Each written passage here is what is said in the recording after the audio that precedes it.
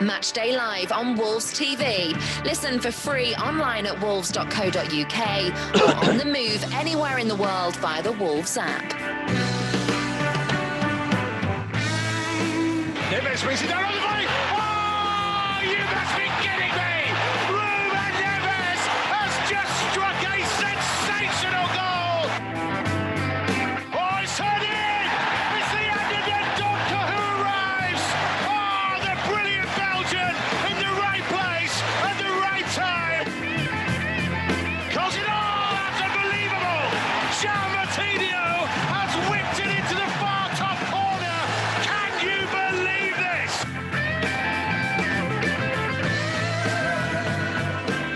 A very good evening and welcome to the home of football. This is Molineux, the Golden Palace. Matchday Live Extra is on the air once again. Wolverhampton Wanderers against Leeds United, two of the most famous names in the game, going head to head on this Friday night under the lights. In normal circumstances, the atmosphere tonight would be incredible, but we will do our best to try and bring you the best of what you can hear here at Molineux tonight, with alongside me as ever the Hall of Famer Andy Thompson, and watching from home former Wolves striker and big time TV personality Chris Iwelumo this week as well, and the former Wolves captain Sam Ricketts is with us too. Boys, we'll get on to the team news for tonight in just a second and start looking ahead to this Leeds game. But Chris Iwelumo, it was an important turnaround in the second half on Sunday at Southampton, and it's important that we see that second half team from the off tonight. Mikey, we've been saying that since June 20th, 2020. You know, we start kind of slow. We knocked that to bed against Sheffield United, the first game of this campaign, by the way. We're 2-0 up after 6 minutes, but we're usually known to be stronger in the second half. There was a lot of things that we seen in the first half against Southampton at St Mary's that we didn't like. You know, I felt that players can possibly take a little bit more responsibility, as in deal with the problems that they're facing in that moment in time. Now, at half-time, whatever was said, the players to themselves, they came out second half. You seen Traore floating into a number 10 position all over the place. Neto and Traore switched. I feel, and it'll be interesting to hear what Sam's thoughts is, because as a manager, you're looking at it from the side, you can't really affect it. The water break was used for that, half-time used for that, but you want the players to actually address those problems as the game's going on, because they're thinking, you know what they're getting on top of us here. They're getting through us because of this, and they've got to deal with that when that's happening. In saying that, we're 1-0 down against a good Southampton side, and we came back and we produced with the quality that we've got. So again, it was a fantastic result, but again, we have to build on that. You know, we know what we're going to get from Leeds. I know we're not talking about that, but Southampton are a footballing side. They score goals. They play an attractive kind of brand of football. Second half, two different teams, game of two halves, as they say. We have to make sure that we start on our front foot. And if it is a game plan like we did up at Ellen Road, sit in, be compact, we had to break, play in the counter-attack, as we do very well. It worked up there. But you've got to remember, they missed about 4-5 chances in the first 15 minutes. So you just got to make sure there's a little bit of luck with you as well there, Mikey. But there's a lot of positives to take out of the match Sunday. Different element, isn't there? And it's interesting, and let's bring Sam in on this, because you know, Southampton and Leeds, probably two teams that we would associate with being high intensity and being on the go all the time. And Wolves didn't really handle that, didn't match it first half on Sunday. They simply have to, don't they, tonight? Yeah, I think, listening to Loon speaking there, that's the thing that stands out for me, is they're the opposite to Wolves, and Wolves struggle when a team plays it with intensity against them. Wolves is very steady, measured in all their play. But when a team gets really after Wolves, press high, you know, they struggle to get a foothold in the game. And I think that's what happened in the second half. And when we've seen performances improve during a game, it's because the tempo's picked up. Now, Tomo mentions it all the time when he's watching the game. When we get better tempo and we press higher up and a bit more energy about us, then we do look a better team. We're very used to sitting back. We go straight back to a flat five straight away as soon as we lose the ball. Then we've got less players to press. But when we're a little bit more adventurous, a little bit more aggressive in our play, it takes the team on again. Looms is right. Fantastic result last week. We've had a few real good results. It's now time you need to start seeing some performances. We haven't really had a real top performance and top result consistently for a long time, and that's where we want to get to now. Sam, so in saying what you're saying there, if any team come and they want to play with a high intensity and press without it, with the quality that we've got, the likes of Moutinho and Neves in there, they should always be an outlet. If any team plays through a very good press, that team then has to drop back and sit and respect the fact that you've got the quality to play through them. So it's taking the chance because Leeds, they'll be at us tonight. They'll be in your faces. They'll be pressing without the ball. If we can play through that, and we've got the quality to do it, because Neves has been outstanding in certain games. Chelsea, where he's got on the ball, he's turned, he's been able to play. That's a must tonight. That is a must. There has to be outlets for our centre backs, our full backs. There has to get their head up, and they have to have 2-3 options moving forward. No matter what the press is, be brave on the ball tonight. Yeah, you said that spot on. So the Achilles heel, if you're Leeds tonight and you press high, we know they're going to press high, but their weakness is at the back. So Wolves' front three must hurt them. And I think that's, barring Neto, that's what hasn't happened this year. Traore has been a shadow of himself last year, obviously missing Jimenez. William Jose's come in, doing okay, but not setting the world alight at the minute. It's only really Neto. So if you're Leeds, go on then, play 3v3 at the back or 3v4, because Wolves aren't hurting you. That's the bit which Wolves have struggled with this year. Going back historically, they've always hurt teams. The front three for the Wolves last 3 or 4 years have hurt 4 or 5 of the opposition players, and this year they haven't. Well, one of the interesting elements, and let's have a look at the team for tonight. It is unchanged, which has been a real rarity for a long old while for a number of different reasons, Tomo. We expect that Wolves may well start with Adama on the right and Neto on the left, because that's how they've generally done it. But in that second half at St Mary's, those two switched to real effect. So would you be tempted to start that way tonight and say, right, Adama come from the left, Neto come from the right, let's work at it that way? Well, I'm sure that if things don't work out again, they probably will switch again. And I'm expecting the two of them to rotate round anyway. The quality what Neto's got, you saw the finish up, got the winning goal at the weekend. Also as well, Traore into that second half was a different player to that first half. But for me, he's got to get himself into better positions. I think that he's got to get himself into better positions to receive the ball. The first half, he didn't give us anything. So you could see Neto trying. He was down that left-hand side trying, and it just didn't work for him as well. William, the service up to him wasn't great. And all of a sudden, I don't know what was said at half-time. I'm sure there was a few stern words, but it was totally different. All of a sudden, you've got players running at their defenders, and Southampton found it difficult. And we didn't compete for me in that first half at Southampton. I don't think that we just allowed Southampton just to play it round us. When we were closing the ball down, it was like individual players and they were just picking us off. Second half, totally different. But as Sam was touching on there, we've got to try and get those performances right. We've got to try and be consistent that we can get those performances for the 90 minutes, not just for 45, because we're chasing games all the time. We can't keep chasing games. We've been lucky, for me, in the last few weeks where we've been able to get ourselves back, but you can't continue to keep doing it.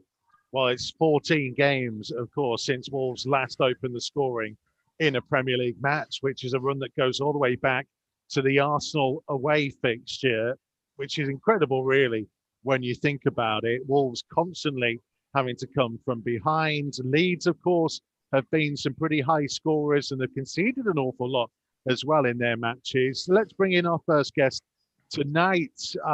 We haven't seen him for a while, ever since I managed to get some money from him.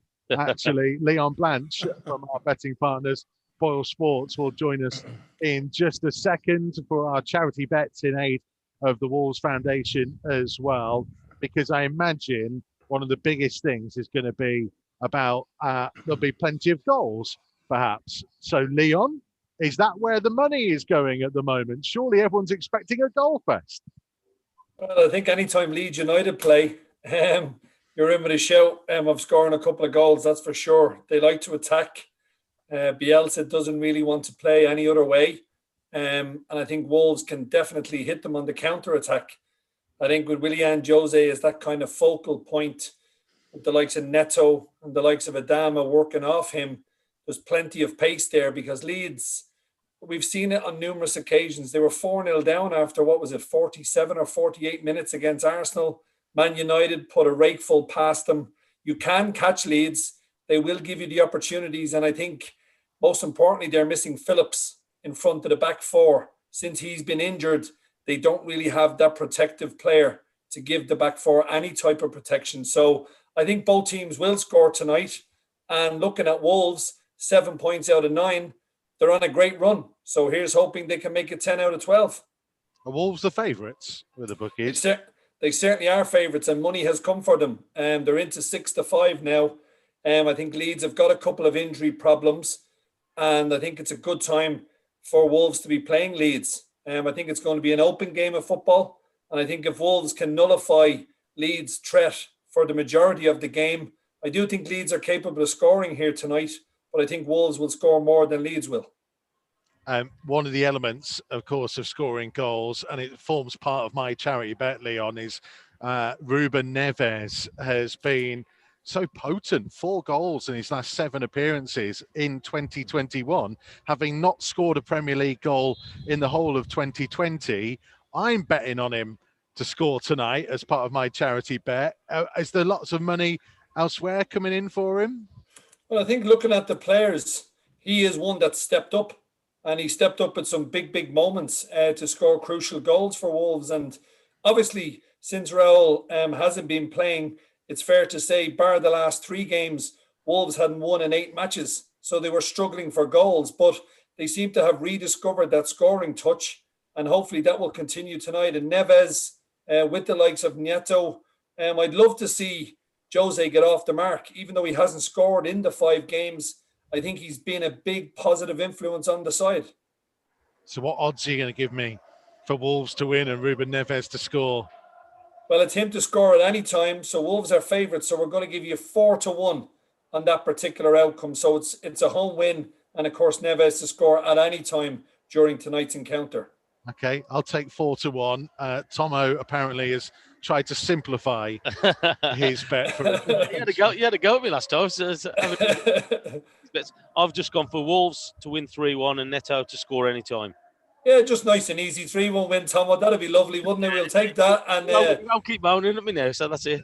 Yeah, and Neto to get on the score sheet. Look, that's 25-1. So it's a much bigger price.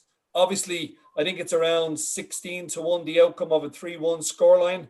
So you add into the fact Neto obviously to score at any time, it pushes that up to 25-1. The BoSports charity bet, I'm going to keep it easy. Wolves to win, both teams to score. It comes in at 100-30. So I just think Wolves will win tonight, but I do see Leeds getting a goal. It's not many games they play where they don't score. Leon, really appreciate your time. As ever, thank you very much, my friend. Stay safe. All the best, and here's hoping for a Wolves win. Absolutely. Cheers, Leon. Thank you. Our partners at BoSports, thank you very much. I tell you what, 3-1. Yeah, I mean, we'll come back to that. Don't you worry. 25 to what? Yeah. Yeah. That's, I'm not a gambling man, but yeah, has he got a link? Has Leon got a link or what? Tomo's had a week off, and we don't know what he's been getting up to on there, but alcohol may well have been involved. Studying form, I think. Tomo, I'm with you. I'll join you on that, Tomo. I'm all over that for 25-1. Boys, I want to talk about Ruben Neves because I mentioned him in there, and he's part of my charity bet in honour of Wolves Foundation because it is. I know he's benefiting obviously from taking penalties, Tomo, but actually, it feels like since the turn of the year, since he got that goal at Brighton, whether a weight's been lifted off his shoulders, and look, I know he's not been 100% consistent, but actually, when you look at recent performances, it's noticeable that he's stepped up his level. And the team's results have started to improve. Yeah, well, I've said in time and time again, I'd like to see him 10, 15 yards further up the field because of what he offers with his shooting, even though he hasn't scored many from long range for a while. But again, he's a threat, so like he's definitely got the ability. But also as well, being that further up the field, he can start to pick out those passes. And he's done it numerous times throughout the games. And his work rate, working hard in there, that's improved for me. I think that his mobility has been a lot better recently. But there's no doubting about the technique that he's got and his passing range. And when he's on the mark, he can put a pass anywhere. And that's what we miss from him. We want to see him getting up that further up the field for me. He's 24 in March. Looms, is it now time when you get to that 23, 24, he's creeping now towards that mid-20s, he's a senior pro now. Yeah. Is it time that you look at him and go, right, he really needs to be dominating and controlling and being that main man? Because João Moutinho is not going to be around forever. Now is his time to step up and go, I'm the man to take on that mantle. Well, I think he's been very consistent. Probably the last 6 to 10 matches, he's coming into it. Going on what Tomo said there, I think it's very much down to who his partner is. If Dendoncker or Moutinho, when they're at it, it allows them to get forward. It allows them to pick balls up at the edge of the box. And that's the balance. That's a sign of a quality player right there. Okay, he's going to sit, he's going to protect the back three, the back five, the back four, whatever it may be. But then when it's on to go, can he get in the box? Can he arrive at the right time? And he's been doing it perfectly. Even the shots that he's been having from distance, getting around the box, picking balls up, the way that he's been playing, it's all down to the fact that he's got someone beside him that he can trust, that can do that job defensively, that allows him to get forward. But you're right, 24, and he's played a lot of football, quality player. And I think he is the main man. I'll be honest, I think when he ticks, when he's on form, we play better. For the very fact that he's got the range of passing that he's got, he brings goals, he can tackle, he ticks all boxes. But again, I think he's been consistent. But let's see for the next 10, 15 matches, because that's what we expect, to get another couple more goals, as he's done, 4 goals a minute. To be fair, he'll probably be disappointed with that himself, with the amount of times that he's getting in the box, with the ability he's got from distance as well. So can he be consistent? He's at the minute, he's ticking that box. Because it's not for me as well. So I think that he's doing the same job that Connor Cody can at the back. He's dropping back, and Connor Cody can do that for me with the passing from the back. That's down to them to say, you know what, get out of our way here. Present yourself. Make sure you've got a picture when you receive it. Open your shoulders up. But at the minute, if you're dropping deep to get the ball, the likes of Saiss, Dendoncker, Cody, Willie Bolly, they can all do that. Get out of the way and allow them to do it. I think that's a real key point for Way Wolves. We have too many players back. So Neves coming back is just another one. Get it in the midfield, get on the half turn like you're saying there, and play from there, play higher up the pitch, because Cody's got a fantastic range of passing. He can hit the long passes and the short. So you stay. If I was Cody or I was playing with him, say, get away, I can do this. It's a waste of time you coming standing next to me. I agree. Well, we'll continue this in just a second. Let's bring in another one of our guests on Matchday Live Extra tonight to give us the opposition view here on Wolves TV, the former Leeds, Man City, Charlton, Middlesbrough, and of course England and other clubs as well. Whole city. Whole city. Did you play with Danny at Hull? Yes, yeah. Who mentioned Hull? Come on, lads, be fair. Those are bad days. All I remember is Millsy coming in with a big coat on before a game, real big, long, down to his knees. Trying to look dapper. Style, it was called. I think not, probably. Danny, great to have you with us. Mickey, I took Hull from bottom in the league to 4th from bottom. That's my achievement in 10 games. It's a good achievement and a special one too. We're just talking about Ruben Neves, Danny, and the importance of him to Wolves at the minute and trying to get him to play higher up and use that passing ability. Leeds, of course, missing the man that would generally do that for them in Calvin Phillips. How big a loss is he at the minute? It's huge. He's the glue that holds everything together in that team. I think you saw in the last game against Arsenal that Bielsa's been the expert at tinkering with the side, and putting square pegs in round holes and making it work. But you take Calvin Phillips out, and of course then he moves Struijk into midfield, and then moves Ayling inside. Shackleton went to right back, and it just unbalanced the side. They didn't look the same side, and I'm not quite sure why he has a tendency to do that at times. You lose one player, just make one change, and get through that as best you possibly can. But Calvin Phillips, he's a huge blow, because he's the way that Leeds play, and the two guys will tell you, it's like a training session. Those ridiculous training sessions where you go, right, I can only tackle Chris. And then that was it. And then the moment, no one else can tackle him on the pitch. And that's sort of how Leeds play. And if you get caught out high up the pitch, That's it. And sometimes Leeds have this huge gaping hole in the middle of the pitch that makes it very, very difficult to defend against. It's man for man all over the pitch, which is great. But when it goes wrong, it's so difficult to play against. Well, on the back of that then, Danny, why does Bielsa not recruit so he's got a bigger squad? So he's got two players for every position, like for like. They can still be as fit as what they are. They can still have the intensity. But when there's the suspensions and injuries, he's got like for like coming in. Like you say, round holes, round pegs, isn't it? Because he's Bielsa. and he's different, very, very different, and that's just how he is. He wants a very, very small squad. I mean, the lads train 3 times a day at times. Can you imagine us doing that 3 times a day? Need some moaning, wouldn't it? Yeah, right. I mean, it was bad enough doing 2 sessions, coming back in the afternoon. Doing 3. Coming back at 7 in the evenings, do another session. You're like, yeah, all right. No thanks. A transfer request, and you go, I'm off. But no, he wants a very, very small squad, very, very tight-knit unit. And the only way that they can continue to play this way is if they get better players. Because, I mean, Bielsa's got, I would say, sort of the max amount of this group of players, 150% of what they had previously, which is exceptional. But going forward, if you're going to play this way and keep this style of play, you've got to bring in better players. It's the only way that you can do it. Could he do this at Manchester City? Without a shadow of a doubt, because the players that, playing out from the back and what he expects them to do is exceptional. Could he go to Stoke and do this? Probably not, is the answer. It's very, very difficult. So I think, big decisions for Leeds. They've stayed up this season. I don't think that's a problem. So recruitment now going forward is going to be the key. Well, that's what I was going to ask. Oh, sorry, Tomo. So just as a Wolves team then, where do you think we could exploit their weaknesses then? And what do we need to worry about? If you beat the press, then you can. Sometimes there is there's a gap from 18-yard box to 18-yard box. At times, that's the thing. If you've got good players, I would say, I haven't seen the teams yet, but Alioski at left back.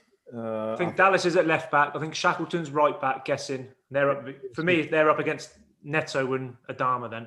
Yeah, see, that's a problem for Leeds. That's a real problem, and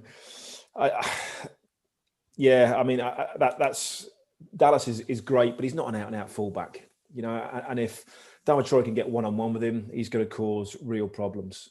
Shackleton, Rafinha will work back and he's great.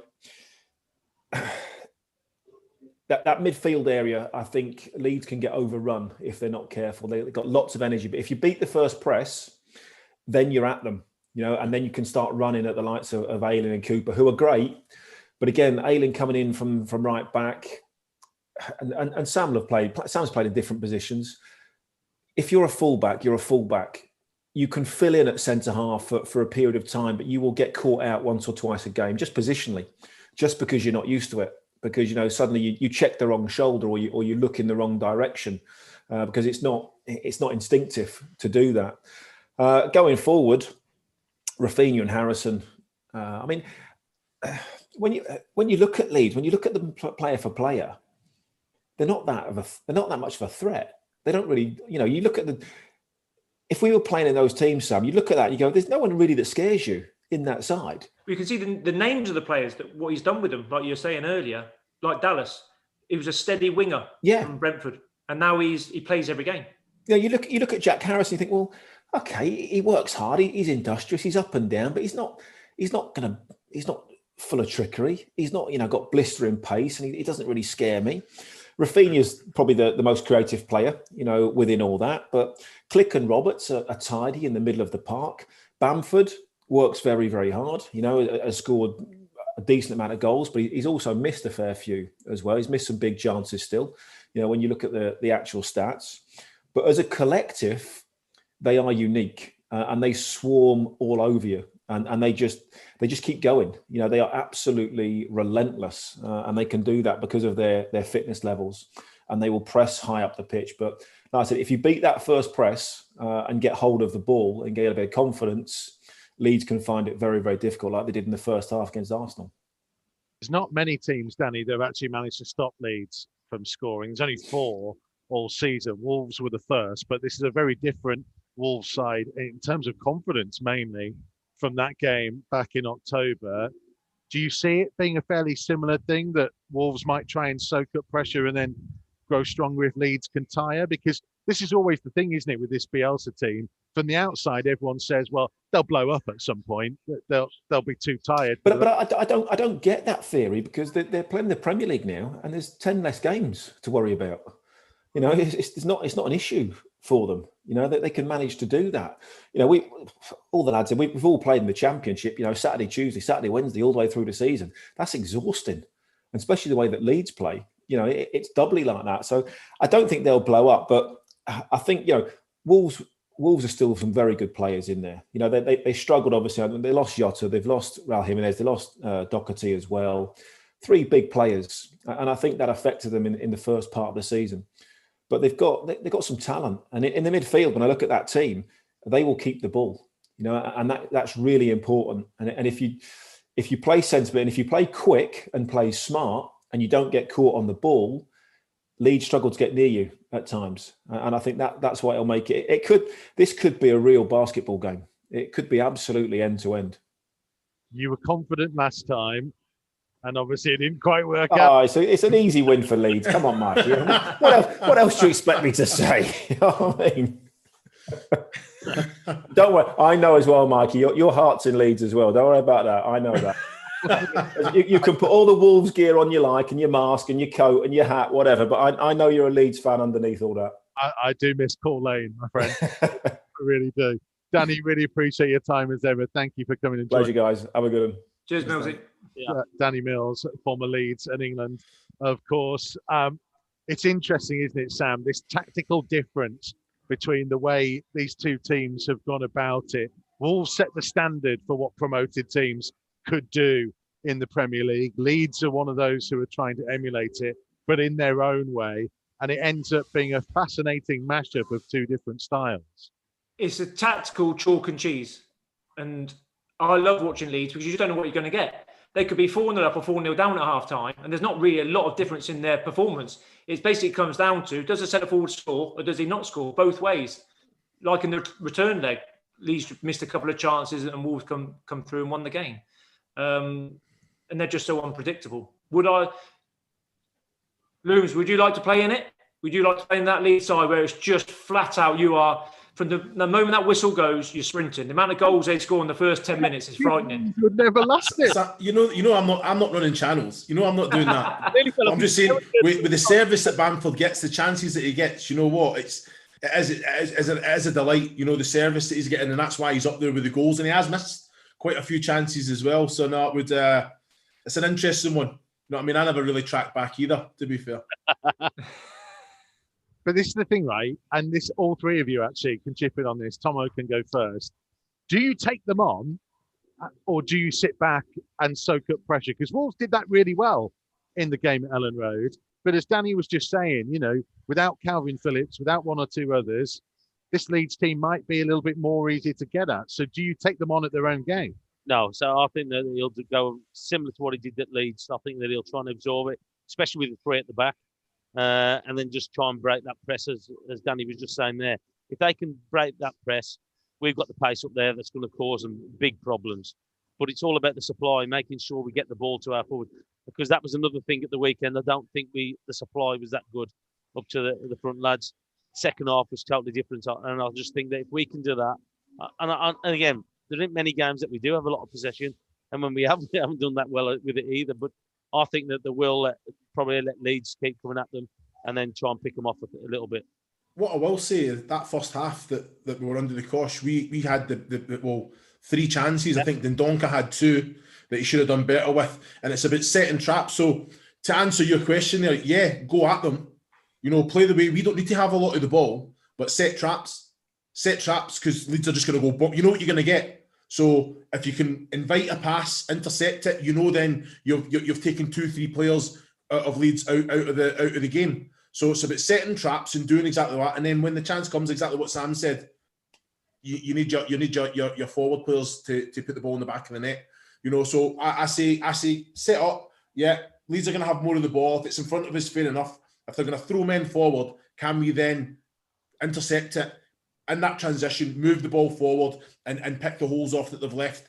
And I think we've got the quality to do that. But I think vital, Moutinho, Neves is massive for us, and likes Otto and Semedo as well. You know, I'm expecting them to be compact when we're under the cosh, but then in the speed of thought to be expansive for us as well. You know, and that in itself will create space for the likes of Traore and Neto, because Leeds are bombing forward no matter who you're up against. So there's going to be a lot of space for Neto and Traore to be running into, but they've got to take that advantage. And when they do, it's about the quality of that final pass, that final cross, that final decision. That was the difference at the weekend, though, wasn't it? In the second half as well. Yeah, joining up and getting the ball to their wide men. So I think that was a massive difference. We saw it about Semedo, struggled a little bit. Johnny I thought was probably our best player in the first half, Johnny. But it's all about making sure that when we do get an opportunity, as you said about setting traps, but when we do get the opportunity to get the ball, that's quality. That there's quality into them to give them an opportunity to get at this Leeds defence for me. I want to see a little bit of both. Sorry.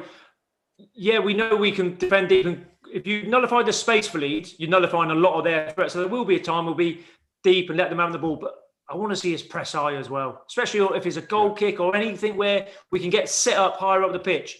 Do it as much as you can. Don't just let them play in their rhythm, because we'll hurt them by winning it back high, but we can also hurt them by winning it deep and letting Neto and Traore go. So I think it's a great game for us. Something I can really see us getting a foothold in, hopefully. Let's get our next guest on here on Matchday Live Extra. We can talk to a man who's played for both these clubs in his time, and of course now branching out in a media career of his own as well. A big welcome to Wolves TV to Micky Gray. How are you, my friend? Mikey, how are you, buddy? I'm very good. It's an interesting match, this one tonight. Two of your old clubs, and I guess we've been talking about people are going to be expecting goals from these two. What have you made of the way Wolves and Leeds have gone about it this year? I think they've been fantastic. I mean, Wolves last season, obviously jumping into the Premier League, I think everybody looked and you always wonder, are they going to be good enough to actually stay in the Premier League? But they surprised a lot of people. They've obviously been involved in European football in the past as well since their time in the Premier League. I think everybody's been excited to see them play and how they're going to progress over the years. And I suppose it's been a little bit of a stumbling block this season. The goals aren't firing in for one reason or another. I think we obviously know the injury to Jimenez was going to be huge for them. But Nuno Santo, the players that he's bringing into the Premier League and to play for Wolves have been absolutely fantastic. And they've been a joy to watch. I'm enjoying seeing them play. But they're up against a team who are pretty much doing exactly the same as what Wolves did when they got promoted in Leeds United. It took them 16 years to get back to the Premier League. And they're brilliant to watch. They never let you down, whether they lose by 4 or 5 goals or whether they're going to win by 4 or 5 goals. You know exactly what you're going to get. So putting these two together is exciting for me. Micky, one of the players I wanted to ask you about was Johnny, because it's a position you know really well. Coming from that deep area on the left-hand side, it's shown in the last couple of weeks just how important he's been and how much Wolves missed him in the 6 months he was out. How impressed by him have you been?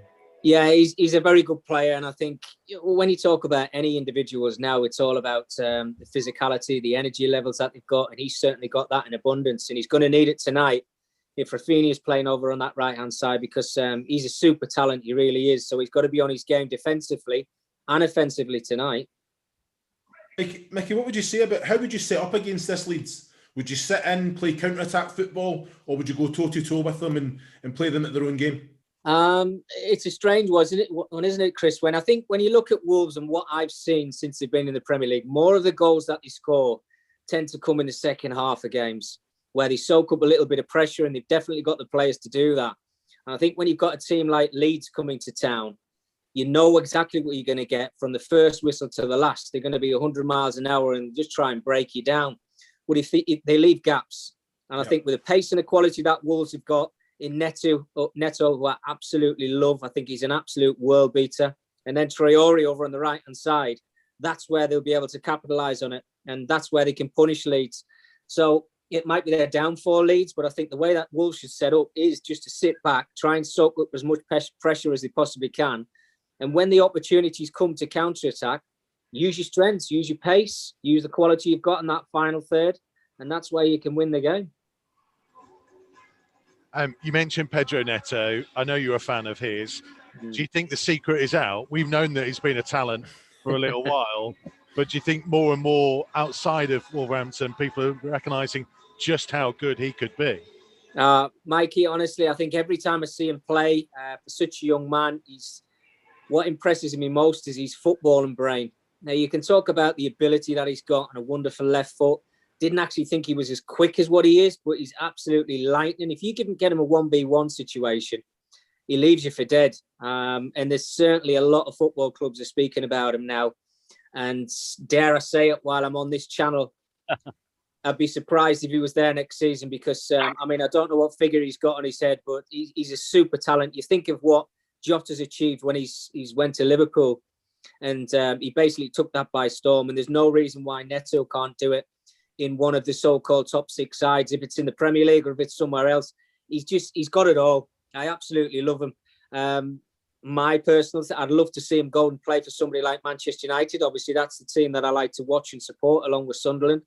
And he would fit in there absolutely brilliant. But while they've got him, Wolves, I'm talking about, enjoy him. How dare you, Micky Gray? How dare you come on to Wolves TV and say that kind of stuff? One other thing I wanted to ask you about, the role of kind of some of the players, like it's Marcel's birthday today. He's turned 32. Jean Moutinho is 33, 34 this year. What it's like being a senior player, because in your time at Wolves, there was an awful lot of youngsters that came into that group. What it's like being that senior man in the dressing room, trying to drag them through. Yeah, but if you ask any of them young lads in the dressing room, Mikey, they probably told you that I was the child. So that's the difference. I just used to go in and have a laugh every single morning. I loved it. It was a brilliant training ground to go to every single day. The atmosphere that we had, the camaraderie. I think the lads in the dressing room was brilliant. But if you want a serious answer to it, then, certain parts of games where you know how to manage it a little bit better than what younger players do. They obviously want to go out and enjoy themselves and go gung-ho. People like Michael Kitely and Andy Keogh, for just to mention a couple of them, they wanted to just go and enjoy it and try and impress the crowd every single minute that the ball is around their feet. Sometimes you've got to think to yourself, well, hang on a minute, we need 5 minutes here where we need to take a breather. And that's where your experienced players come into hand. Yeah, the guys you just mentioned there before, just have a little word in the younger guys' ears just to say, right, okay, we know what you can do, but do something for the team for 5 minutes and just sit here, soak a little bit of pressure up, then you can show us what you can do. I'm going to get drowned out by the light show and the sounds here. So Sam Ricketts, if you can pick up about that element of being a senior man in amongst the group. I think the way football is going now, and everyone wants youngsters, every club, we only signed 25, 26-year-olds and under. There's a huge element that you need that experience. You need that element in the game to say, is a defender, generally it's the defenders because we're a bit cleverer than the centre forwards. Hey, come back in here a bit, tuck in, play like, just go and win that second ball, just stay here next to me. Whatever it is, but it sees you through the difficult times in the game. And that only comes with experience. You only understand the game. You only get the feeling of the game. Micky knows better than me, but when you're playing in it, you feel how the game's going. Hey, listen, 5 minutes, just tuck in here. Or, hey, we're on top now, go. Just keep giving him the ball. Take him on every time. Take him on. And that comes with experience. So for me, it's vital. Yes, you want young players. You want your Neto. You've got to bring him through. But you need some experience around him, telling him what to do every time he gets the ball. By the way, I can't believe that you just got away with saying that defenders are smarter than attackers, and there was no reaction from Looms whatsoever. I was waiting for it, but he knows it. That's why. It's just fact. No complaints. Hey, you're all right. Good to go. What do we reckon then tonight, boys? Micky, what's your prediction? What are you thinking? Mikey, you can't ask me that. There's two of my old clubs. You can sit on the fence if you want to. I don't like sitting on the fence. It's definitely not with Leeds. They don't draw too many games. I think away from home, their record's pretty good. I think they picked up 18 points and Wolves have picked up 16 points at home. So it's very hard to split them. I've got to be completely honest with you. Do you know what? I've got a sneaky feeling for Wolves, and for the reasons I was just speaking about before. I think they can soak the pressure up, and I think with the two wide guys that they've got that little bit of quality. It's whether they can finish the chances when they come around for them. But I'll just stick with Wolves, the home team, to win this one. Tomo's already gone 3-1 and loving it. Looms, what are you going for? I'm just saying, for Mickey, if that was Leeds TV, it'd be the other way around. You know that? Exactly, 100%. Yeah, Leeds 4-0. I'm gonna say 2-1 Wolves. Sam? You've just told him 2-1, so I'll go 3-2. Wolves, obviously. 3-2. Okay. And see, this has put me in a position because normally I'd just go 1-0, but I don't think it's going to be a 1-0 game. And you've stolen all of the good scores. I'm going to have to go 1-0 just because it was last time and it's there and available and the obvious one to choose from. Mickey, really appreciate it. Thank you very much, my friend. Stay safe. Have I got to go? Yeah, we're going to get to the game in a minute. We'll talk through it, Mikey. Come on, I'm here for an hour and a half now. I've been in the house for the last 8 months. I'm bored. What can we do next? Mate, look after yourself. Thank you very much indeed. Hey, do you want a story before I go, Mikey? No, I don't. Mikey, come on, mate. I've got a great story for you. Next time. No, Mikey, hang on a minute. Here on Wolves TV, Mikey, more from Sam and Looms at half time. Mikey, we're going to get to it next. Thank you, Mikey. Mickey. What are you doing?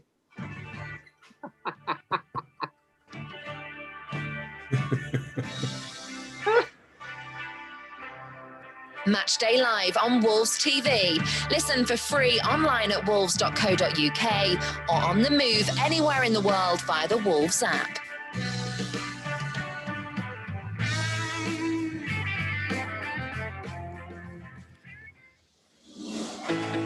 Join the pack. Become a 2021 member online today. Whether you're a dribbler joining for the first time or an international fan supporting from afar. Being a Wolves member gets you an exclusive joining gift, £10 Megastore voucher, and exclusive offers from Wolves and our partners. For more information and to join, visit membership.wolves.co.uk. Wolves Lottery is committed to helping Wolverhampton and the local community improve, whilst giving fans the chance to win some fantastic money-can't-buy prizes, excellent Wolves experiences, as well as £1,800 given away every week. For more information and to sign up online, visit wolves.co.uk/Wolves-Lottery.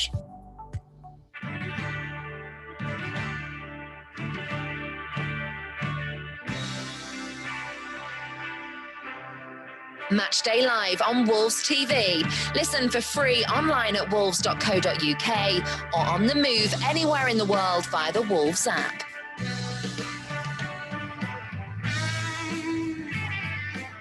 Match day 25 of the Premier League season and a meeting of two teams just 2 points and 1 place apart. Wolves are unbeaten in 3. Leeds have won 3 of their last 5 away. The Yorkshire side have entertained many this season. There have been 87 goals in their 25 matches so far, and they haven't had a draw in their last 14 games. 14 is also the number of games that Wolves have gone without scoring first. But Nuno's side did just that when these two last met in October, and the Old Gold are on a 4-match winning run in this fixture. Nuno has named an unchanged starting lineup from that which began the turnaround at St Mary's.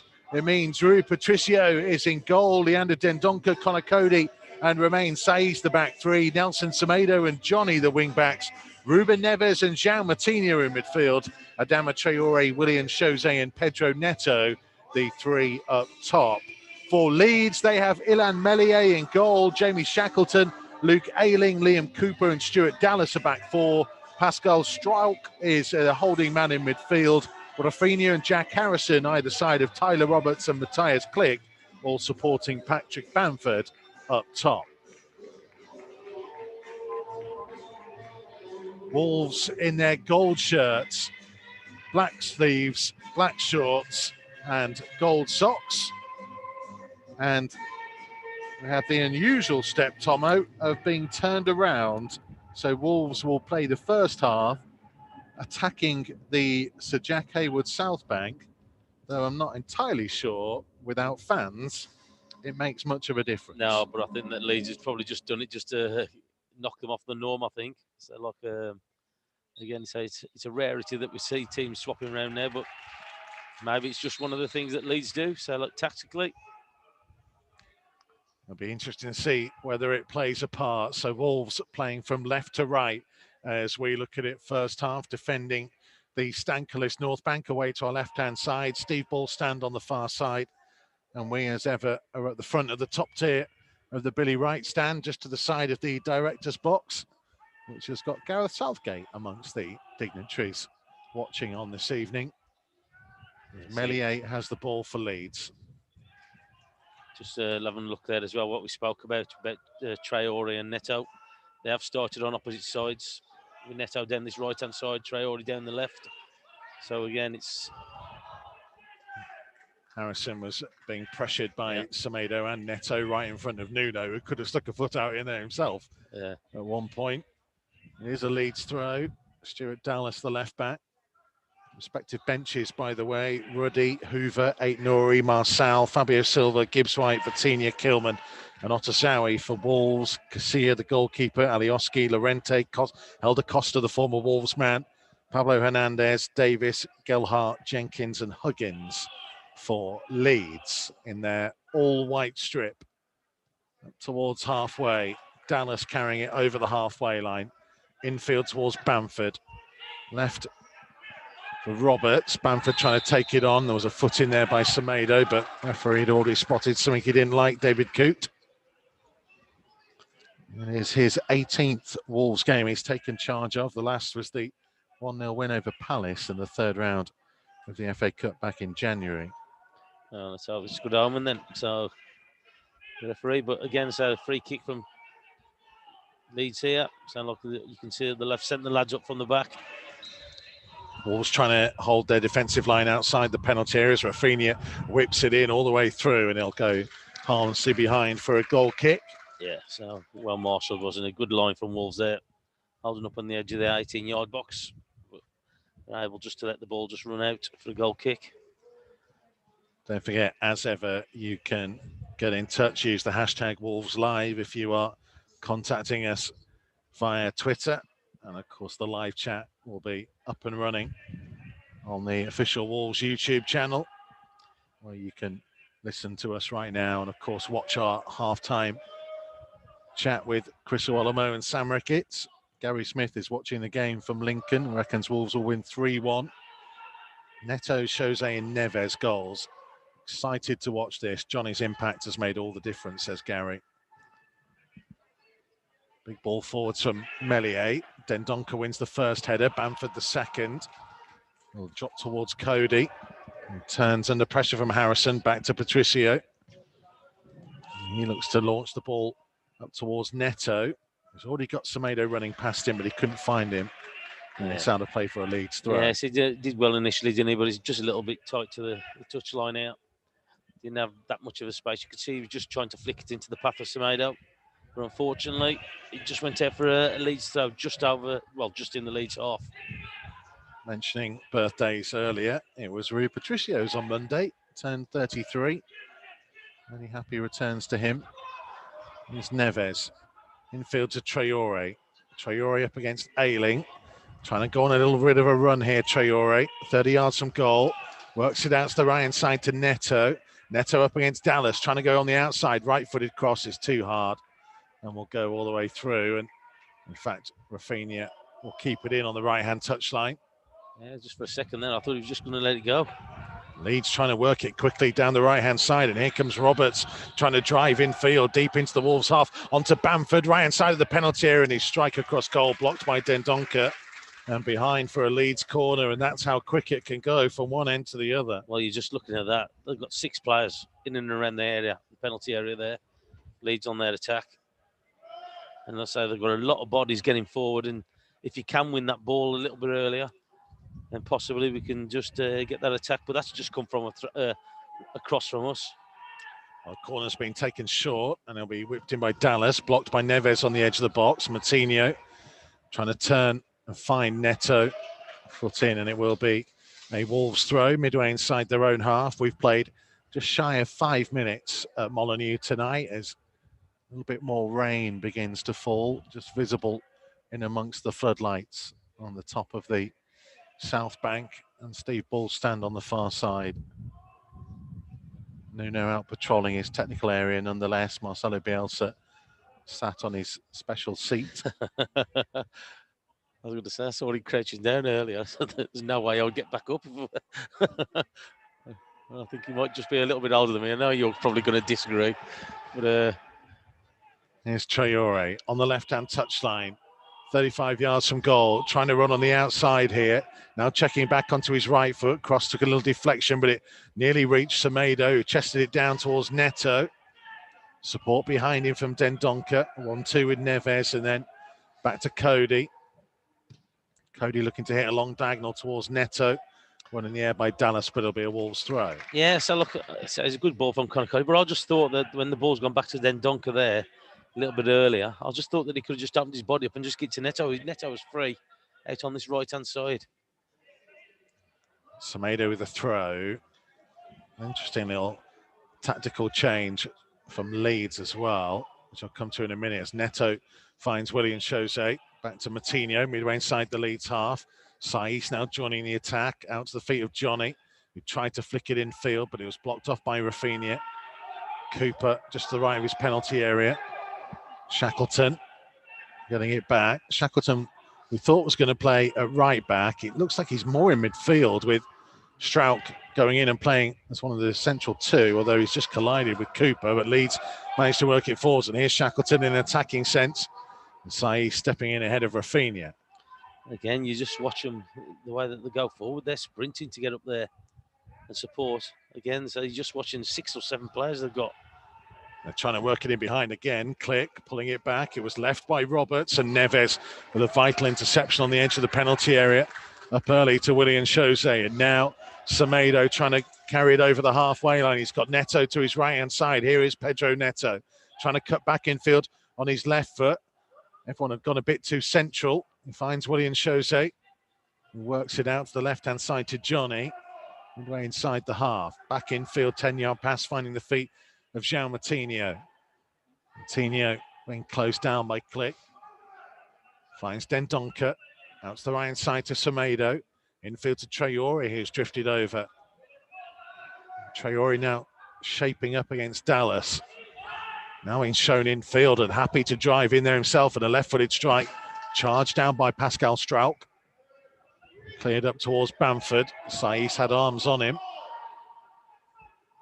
And it's Click that will take it out towards the right-hand side. Johnny's slide tackle. It's a Leeds throw. Yeah, so look, just watching Traore go in there, we saw him with a goal against Crystal Palace cutting in, and that's what we want to see. If there's nothing on down that line, because already you've seen numerous times that they're doubling up on him, go inside. If they're showing you the space in there, go in. There's no reason why you could link up, or as he tried there, a shot. 42 Premier League appearances since Adama Traore was last on the score sheet. 8 appearances overall, of course. That Palace goal ended a long run. Oh, Leeds getting a free kick on halfway. And you're watching the Wolves players that they don't understand really why. I don't think there was much in it. They were away as well. Wolves, it just broke nicely for Neves. Just unfortunate the referees blew that whistle.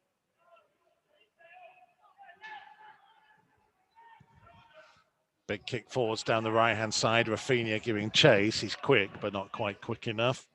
Wolves goal kick. Ed from Reading says, come on you Wolves. Neves screamer tonight. Rich reminiscing with Lisa singing, hi-ho Wolverhampton. Wolves to win. Hull says, up the Wolves. David says, finally thawing out from the freeze. Warmer weather brings hot Wolves action. Going for a 2-1 Wolves win.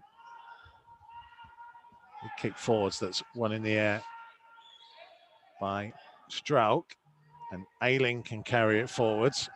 Click flicking it to the right-hand side, but Saiss will get there ahead of Shackleton. Tries to clear up towards halfway. Neto couldn't hold on to it. Matinho trying to win possession back, though. And Willian Jose has got hold of it. And if he looks up to his right-hand side, Traore's making an excellent run, and he's going to try and find him. Dallas just tracked him all the way, though, and puts it behind for a Wolves corner. Yeah, that's good play. Just stealing that ball, wasn't it? Did well, Willian, there. Just putting it in the space. And again, we've said it before. Sometimes just put it in the space for Traore to run onto. It's a good little ball. Dallas couldn't do nothing much more but to give it out for a corner.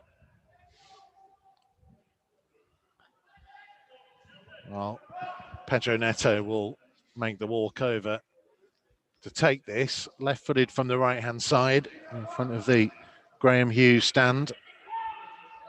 He's got João Moutinho on the right-hand touchline, about 8 yards away from him. It's drawn 2 Leeds defenders out there. There are 5 in the penalty area to aim for, and it's headed away at the near post as far as Semedo, who strikes it back goalwards, but straight at Illan Meslier. No, it's nice to see the confidence in him trying the effort there. It was a difficult technique, but dealt with it. Unfortunately, just straight down at the keeper. But again, it's worth an effort.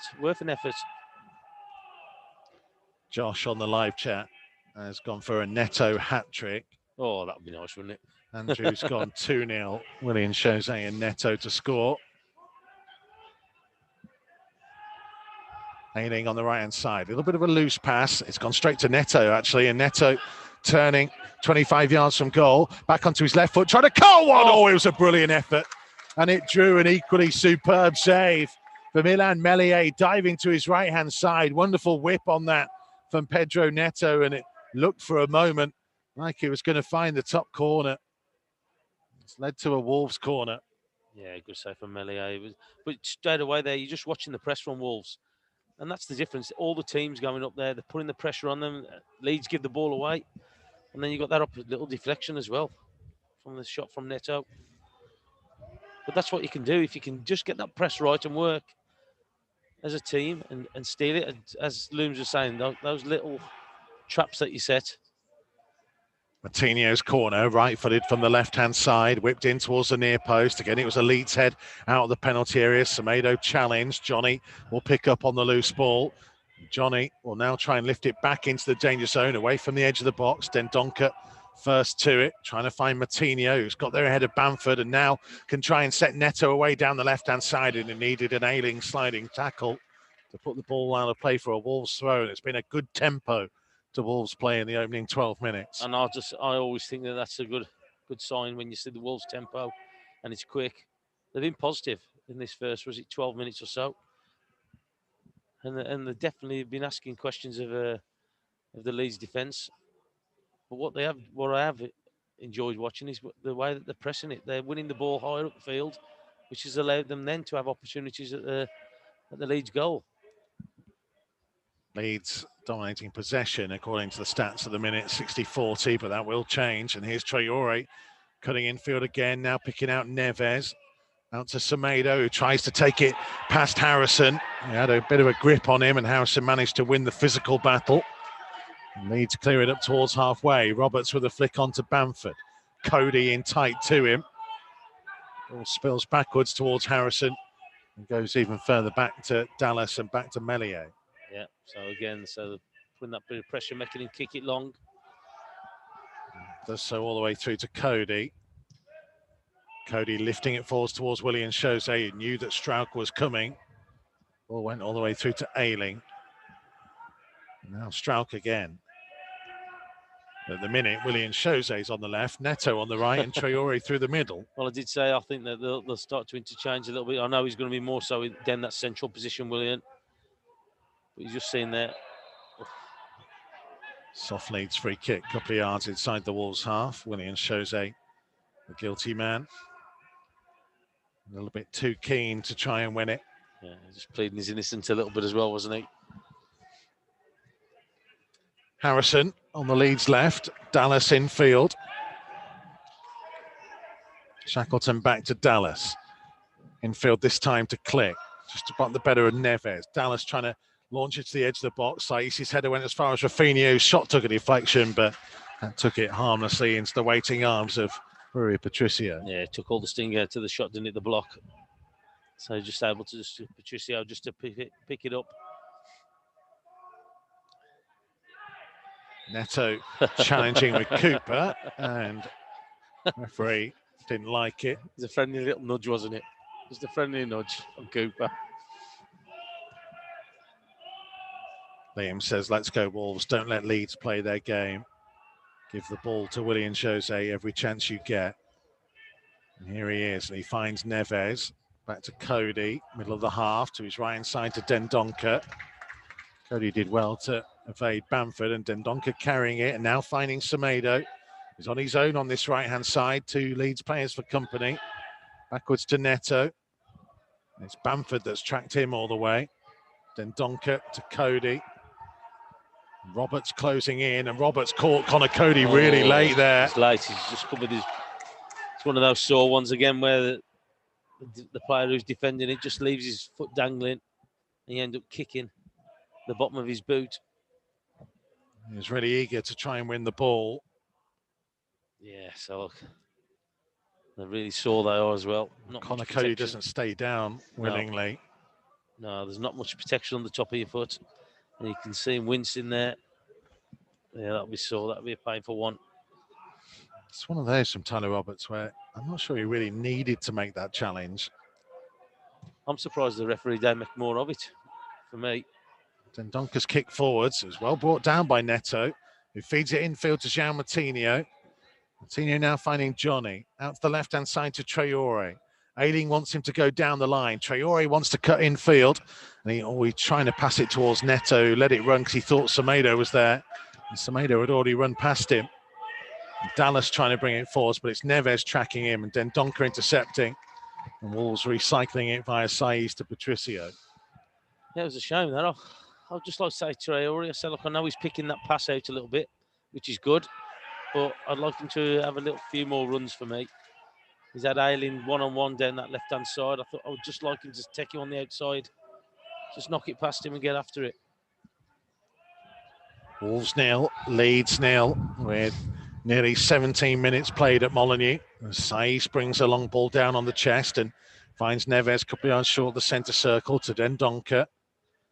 Looking to his right-hand side, Semedo. Then closed down by Harrison, having to go backwards to Dendoncker. Infield to Moutinho, who tries to find the feet of Neto. Did well to get there ahead of Dallas.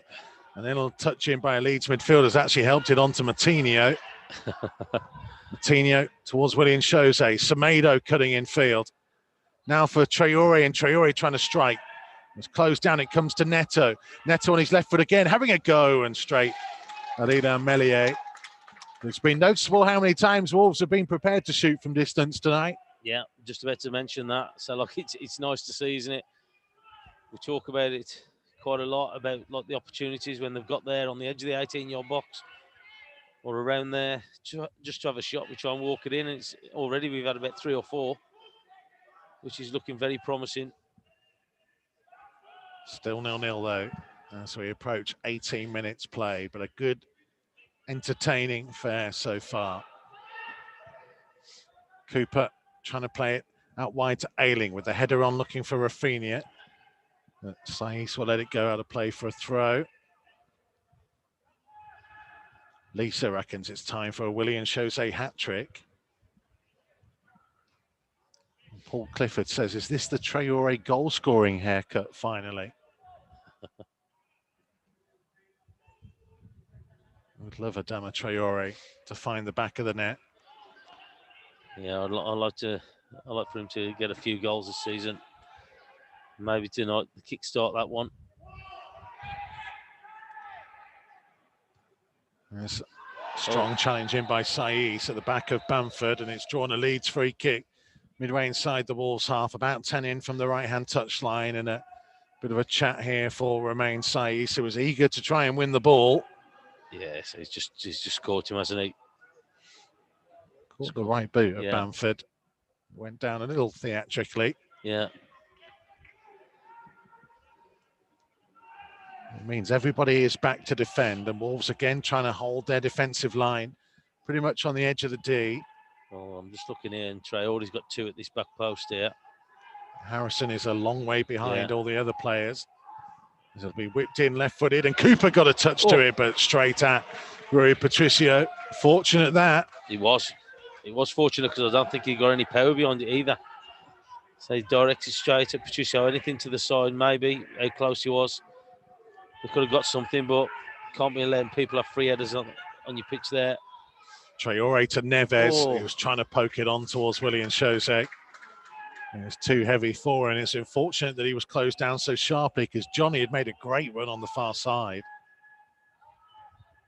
Click with a heavy touch. Moutinho in there to win it back and trying to get Wolves moving quickly. Willian Jose leaves it for Neto, trying to cut in from the left-hand side, back onto his left foot. A low strike across the face of goal. And behind for a goal kick. Oh, he definitely wants to add to his tally, doesn't he, Neto? Every opportunity he's had outside that 18-yard box at the moment. He's tried to have a shot, just watching it again. Yeah, he's free header. Oh, it's a good job he's never got that much on it. He's more of a glancing header than any power on it. There's a really good ball in there. Yeah. Cause Wolves real problems. Already in this game, we've seen some really good chances. Wolves have already had 6 efforts in total, 3 on target, 1 off target and 2 blocked in the opening 20 minutes. It's a little bit unusual, Tomo. I know. So look, usually we wait. Was it 70-odd minutes? I think it was the other day. Was it all the other Quite game? know what to make of it. There's Rafinha running down the right-hand side for Leeds, up against Romain Saiz.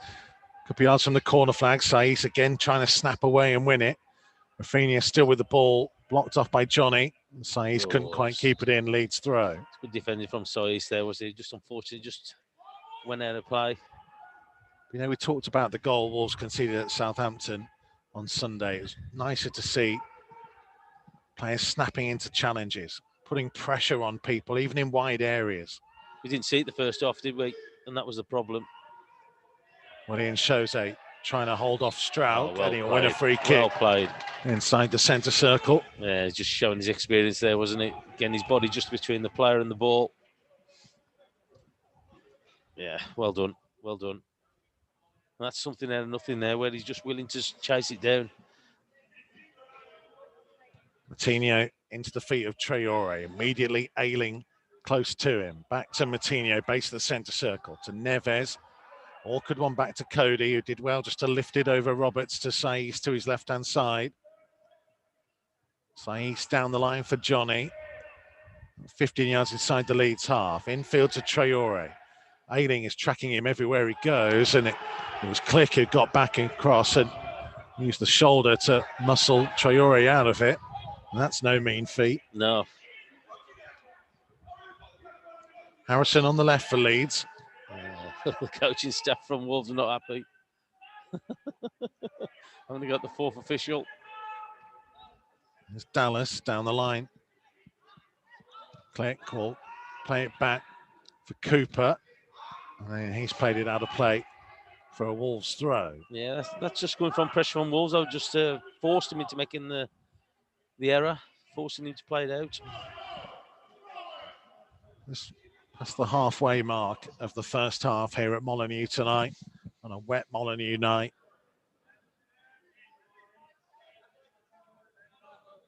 So use the hashtag Wolves Live if you want to get in touch on Twitter, and the live chat going on the official Wolves YouTube channel. Semedo goes in field to Neves, under pressure from Roberts to Cody for Dendoncker, turning, looking downfield, finding Traore. It was Dallas who fouled him this time, but it's noticeable, Tomo, every time Traore gets it, they allow him to turn Leeds, but then they're into him sharply. Yeah, they are, but what I would like to see from him when he's turning sharp, just knock it past him a little bit. So he's keeping everything pretty close to him, just knock it out, because his strength that he's got, he's going to be able to knock him off the ball. Just needs to have that confidence in just knocking it past him and just getting after it. Because that's what they are doing, exactly what you said there. They're allowing him to have it, and then turn, and then they're sharp into him. Moutinho taking it short to Willian Jose, out to Dendoncker, back to Cody. Leeds do try and keep a high defensive line as well. And they are pretty much man for man in terms of their fullbacks, you know. Traore's done well to wriggle away from 2 players, though. Try and drive on and then give it straight to Rafinha, who just launched it downfield. Yeah. So Dallas is pretty much man marking Neto, and Ayling trying to do the same with Traore, and that's maybe why Traore and Willian Jose keep changing. And here's Neto blocked off by Strauch.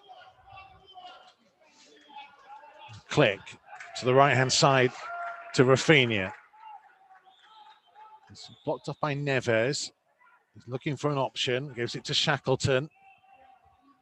He will go down the right-hand side to Ayling. Now in field to Rafinha. Wolves didn't spot his run from deep. Sai's getting a touch on the ball, and it will be a Leeds corner.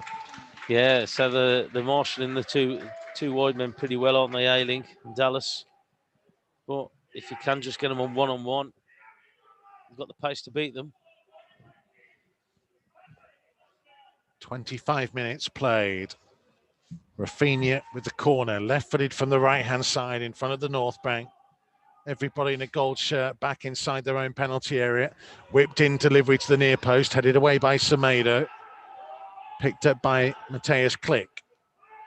He will set himself and look to cross from deep. And again, it's Semedo who heads the ball away. And Ayling will settle for a Leeds throw. Pretty much level with the edge of the Wolves penalty area, maybe slightly ahead of it. Yes, they're having a little spell now, Leeds.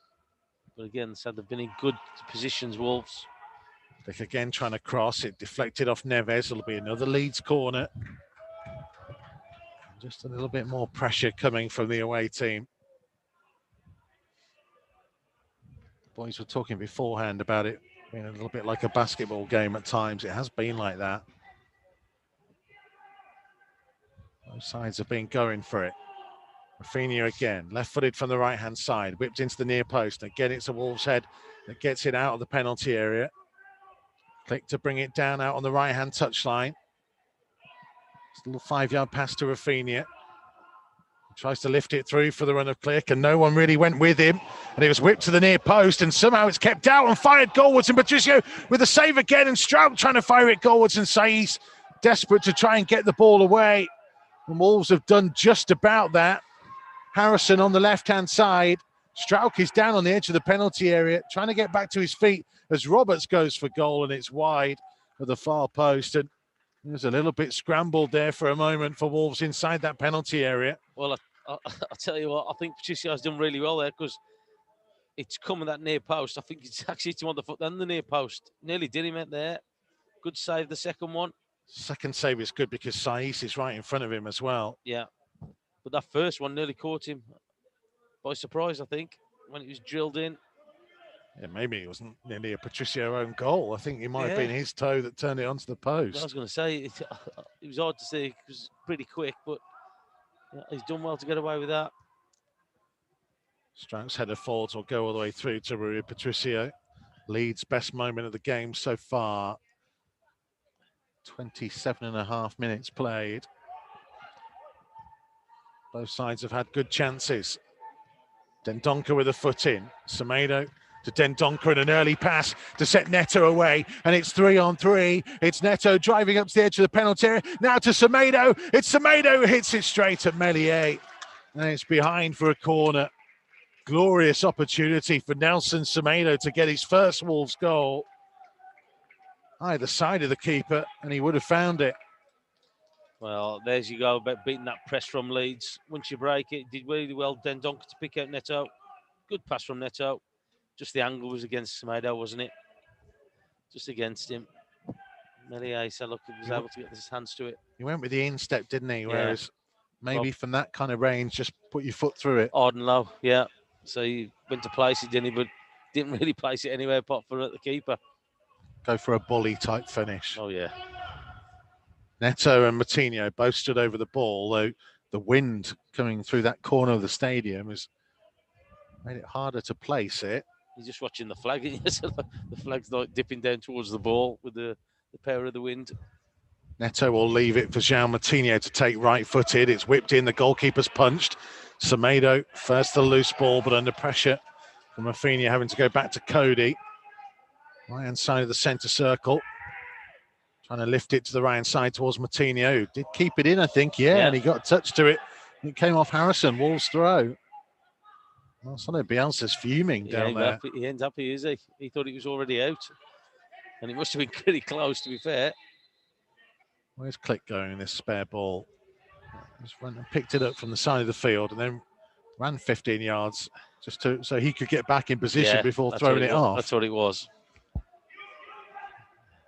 Semedo down the line. Traore couldn't hold on to it. Harrison forwards. Neves with a foot in. Wolves want the throw. This goes against them this time. It's in favour of Leeds. Yeah, Flick there just showing a little bit of experience there. Just keeping the ball till they got into his position.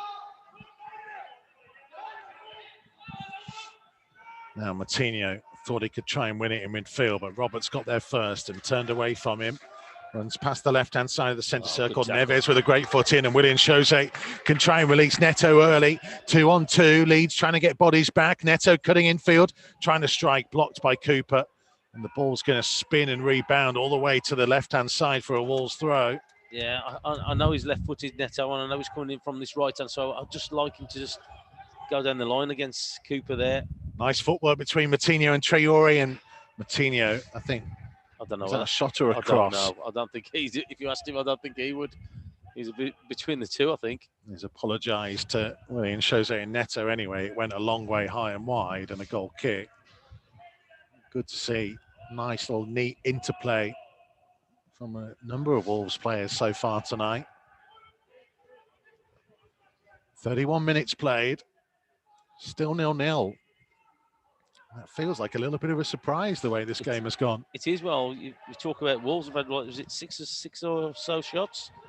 7 so far. Yeah, and then so you look at the chances Leeds have had. They had a couple hit the post with that opportunity as well. Wolves blocking 2 or 3 shots. Cody back to Patricio, just short of the penalty spot. Game just taking a little bit of a pause as Patricio kicks it out to Dendoncker on the right-hand touchline. Looking early towards Neto. Dallas there first and going back to Meslier, who's made the save of the game so far to deny Neto early on. Strout switching the play to Dallas. 1-2 is Shackleton. Over the halfway line comes Stuart Dallas. Back infield to Shackleton. That's the left of the centre circle, closed down by Neves. Finding Dallas. Now to Click out on the left-hand touchline. Infield to Dallas. Back to Click again. We'll go back infield once more. And Neto was closing in on Shackleton. They're very happy to continue as its ball is picked up by Cooper. Shackleton once more. Backwards to Pascal Strauch.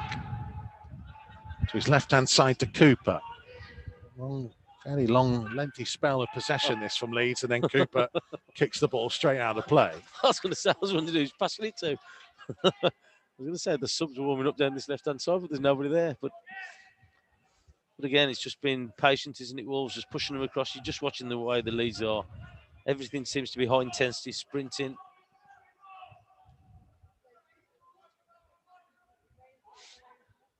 Nelson Semedo with the ball in hand, midway inside his own half. He's got Bielsa crouching down right in front of him. That must have been off-putting.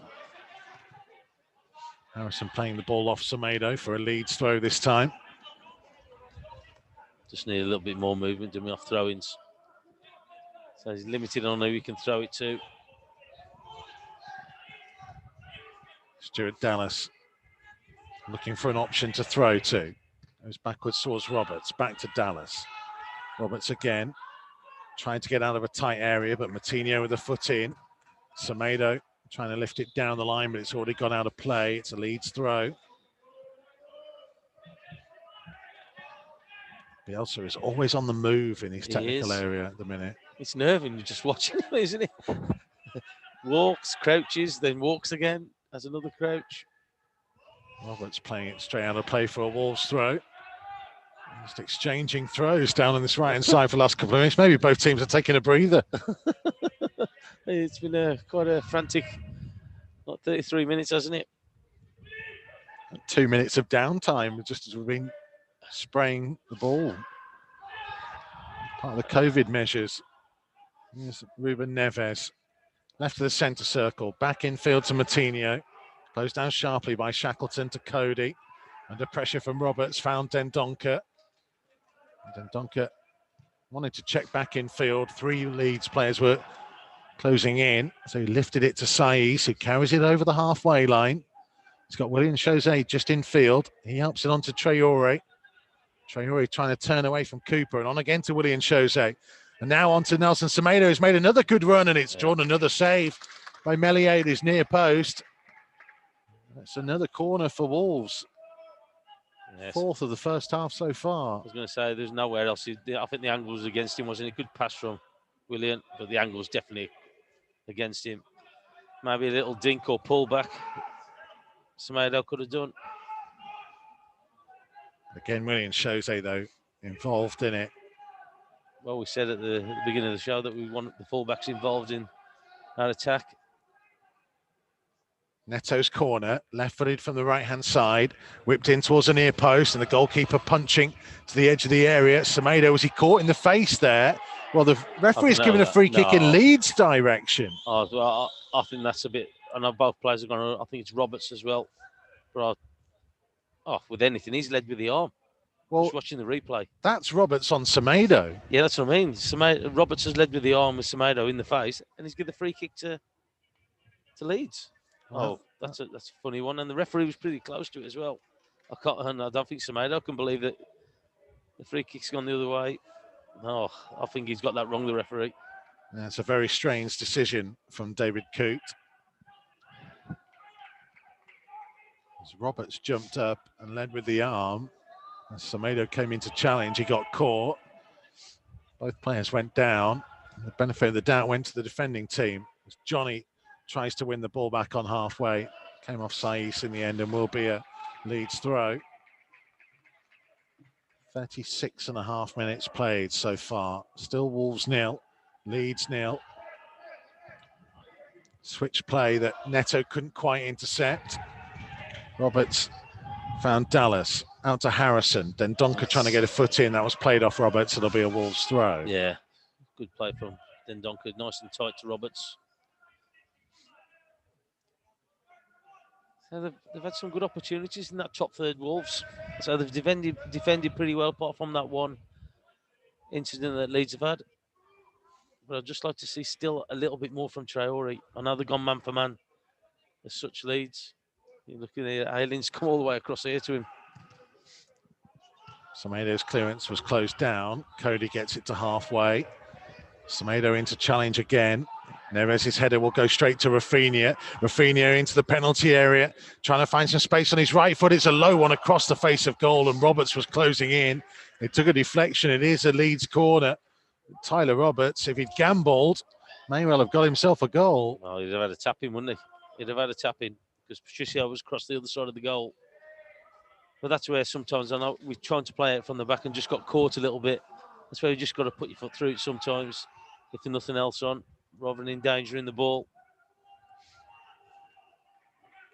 Rafinha with a corner, left-footed from the left-hand side. The outswinger went to the near post.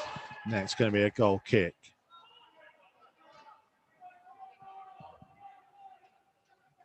Well, Tyler Roberts will be keen to get a goal, having started his career at Albion. Keep quiet about that, will you? Had a loan spell at Walsall as well before he joined Leeds.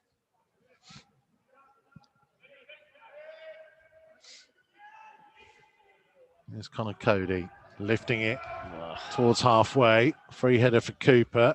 Gets it back from Harrison. Semedo went charging then. Let's try and close him down. Cody with a cushioned header for Neves. Now to Semedo. Having his best game in a Wolves shirt so far. Well, he's looked lively, hasn't he? There's Neto. And to try and switch the play. And it's a good ball, but maybe just asked a bit too much of Johnny. It did. Yeah, just especially on these conditions as well. We've had a bit of rain, haven't we? As soon as it's hit the surface, it just flew. Wolves 0, Leeds 0. Nearly 39 minutes played. Meslier on the edge of his 6-yard box. Trying to launch it towards Bamford. Then Donker will win it in the air. Neto tried to chest it down, but Click intercepted. Harrison under pressure from Neves, back to Cooper. So the goalkeeper again, who puts his left foot through it, launched it towards Bamford once more. He chests down to Roberts. Roberts on again for Bamford. Cody with him for company. Harrison takes over on the left-hand side for Leeds. Infield to Dallas. Dallas trying to lift it into the danger zone. Thankfully, it was just too far ahead of Rafinha. And behind for a goal kick. He was just bending away from Rafinha, wasn't it? But you could see what he was trying to do. Dallas. Well, I'm not quite sure how this game is still goalless. I was going to say, both teams are knocking on the door a little bit, aren't they? But we knew that it was going to be quite an open game. Both teams would have a go for it. But it has been blow for blow, hasn't it? And 17 efforts between them. in 40 minutes so far. 8 on target between them. 5 to Wolves, 3 to Leeds. Here's Neto. Now if he can get away, he's got away from Ayling. Just a bit of a heavy touch allowed Meslier to get out of the penalty area and get the ball clear. Well, that was a shame, wasn't it? You could see what he was doing. He thought the challenge was going to come in from the Leeds defender, and he just had a touch on it, a little bit too heavy. Because I'll tell you what, if he just had a little bit of a better touch, he was in. There's Williams Jose, 10 yards inside the Leeds half, across the centre circle for Neves. Out to Traore, who's popped up on the right-hand side and looking to run at Dallas. Traore trying to go on the outside, will now look to lift his cross towards the far post, and Meslier just backtracking, plucked it out of the air. Yeah, so it was just hung up nice for him, wasn't it? For the keeper. And the throw out towards Rafinha. Johnny trying to get back there with him. Rafinha midway inside the Wolves half. Twisting and turning, but Johnny's done really well. Great challenge, winning possession back. Neves' clearance, won by Strauch. Harrison from the left, crossing in. Dendoncker away. It's going to drop to Neto. He's allowed to turn, and he's ahead of Harrison, and he'll knock it on the outside of Dallas. He's getting back with him, but he's got an option infield in Traore. Oh, a heavy touch by Traore allowed Cooper to win it. Look at the space in midfield, though, for Moutinho to get there first. Nobody within 20 yards. That's how stretched this game has become. Neto, back to Semedo. I was going to say that both teams are they're just having a go for it, aren't they? And it's good to see. It's making it interesting. Johnny for Neves. And it's going to be a real test of both sides' fitness levels in the second half, this. Williams Jose popping up on the left, just over halfway. Back to Neves, being closed by Shackleton, and he switches the play for Dendoncker. He's got time, no Leeds player within 10 yards of him, and he tries to feed it through to Semedo, but Harrison tracking back, intercepted.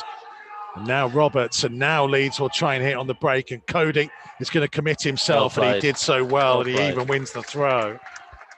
Well, you just saw an example of there of Wolves beating the press, and then all of a sudden Leeds turning it over. What a good tackle from Connor Cody.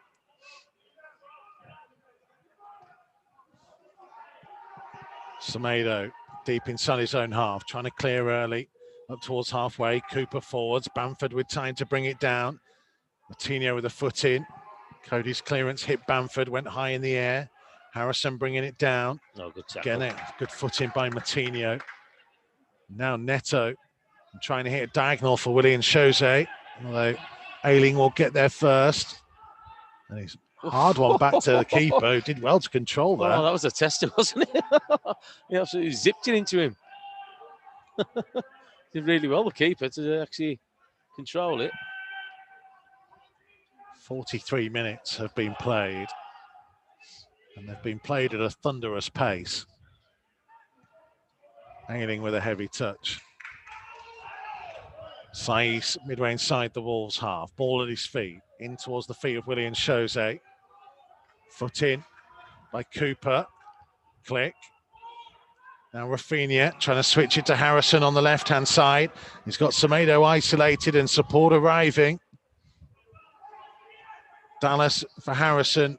There's a heavy touch, and Semedo can leave it for Rui Patricio to come out and claim. Good defending. Good shout from Patricio. Early shout that he was coming. Helped Semedo out. Wolves 0, Leeds 0 in the final minute of the first 45. It is just missing the goals, isn't it? This guy got everything else. Williams Jose chesting it down to Adama Traore, and Traore trying to drift infield from the left, and now a clever pass into the feet of Neto. He's got support arriving from Johnny, and Johnny trying to lift it into the penalty area. Traore will challenge, but the goalkeeper always able to get his arms higher, claim the ball. He's a confident lad coming, isn't he? So he coming just near enough on the edge of his penalty area. It's clicked. Here's Harrison. Long diagonal ball forwards that Bamford heads on, but will go harmlessly behind for a goal kick. This has been Such an entertaining game so far. The thoughts of Sam Ricketts and Chris Iwelumo shortly. There you go. And that is the half-time whistle. And the referee decided not to add anything on. That's soon gone though, hasn't he? It absolutely flew by. Wolves' best chance came from Pedro Neto, cutting in from the right-hand side, and unleashed a wonderful left-footed curling effort that drew an equally super save from Ilhan Meslier to tip it wide. Leeds had a header from Liam Cooper that thankfully went straight at Rui Patricio from a Rafinha free kick out wide. Both sides, though, will feel that they've shown some really strong attacking play. And they just haven't managed to get a goal in the game so far. No, so look, you're looking at that. So was it 7 attempts on goal or 7 on target from Wolves? Never seen that in the first half, especially. But I say it's a very open game. Both teams having a go for it. So look, we knew that Leeds would come in and say, look, open up and have a go at it, work really hard. But say Wolves will give it as good as they got. And again, so what's just missing is goals in the game, because it's had a bit of everything else. Well, Graham says tonight's start has been so much better than what we're used to. Keep it up, lads. Sue in Willenhall talking about Pedro Neto shooting where possible. It's been really entertaining stuff.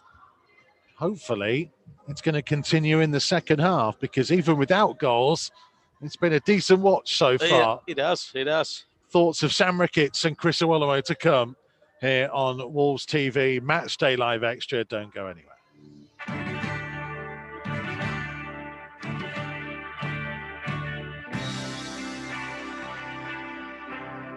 Matchday Live on Wolves TV. Listen for free online at wolves.co.uk or on the move anywhere in the world via the Wolves app.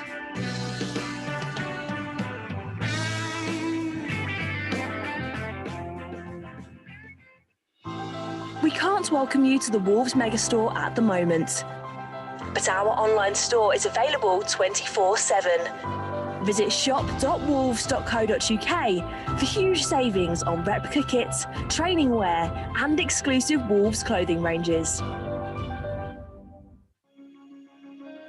The Old Goal Club has a new series, My Golden Game. Speaking to former and current players, coaches, managers and fans of the matches that meant the most to them. It's a club who I have in my heart, and I always keep following it. I'd been back to Molineux on a few occasions, and I never got a good reception, and that hurt me a little bit. Not that I thought I deserved better, but maybe because of those 2 games against West Brom, where I scored 4 goals in 2 appearances.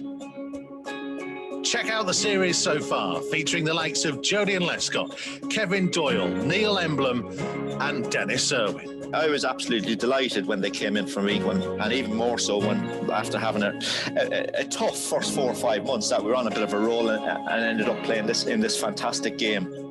Old Goal Club, My Golden Game, available now.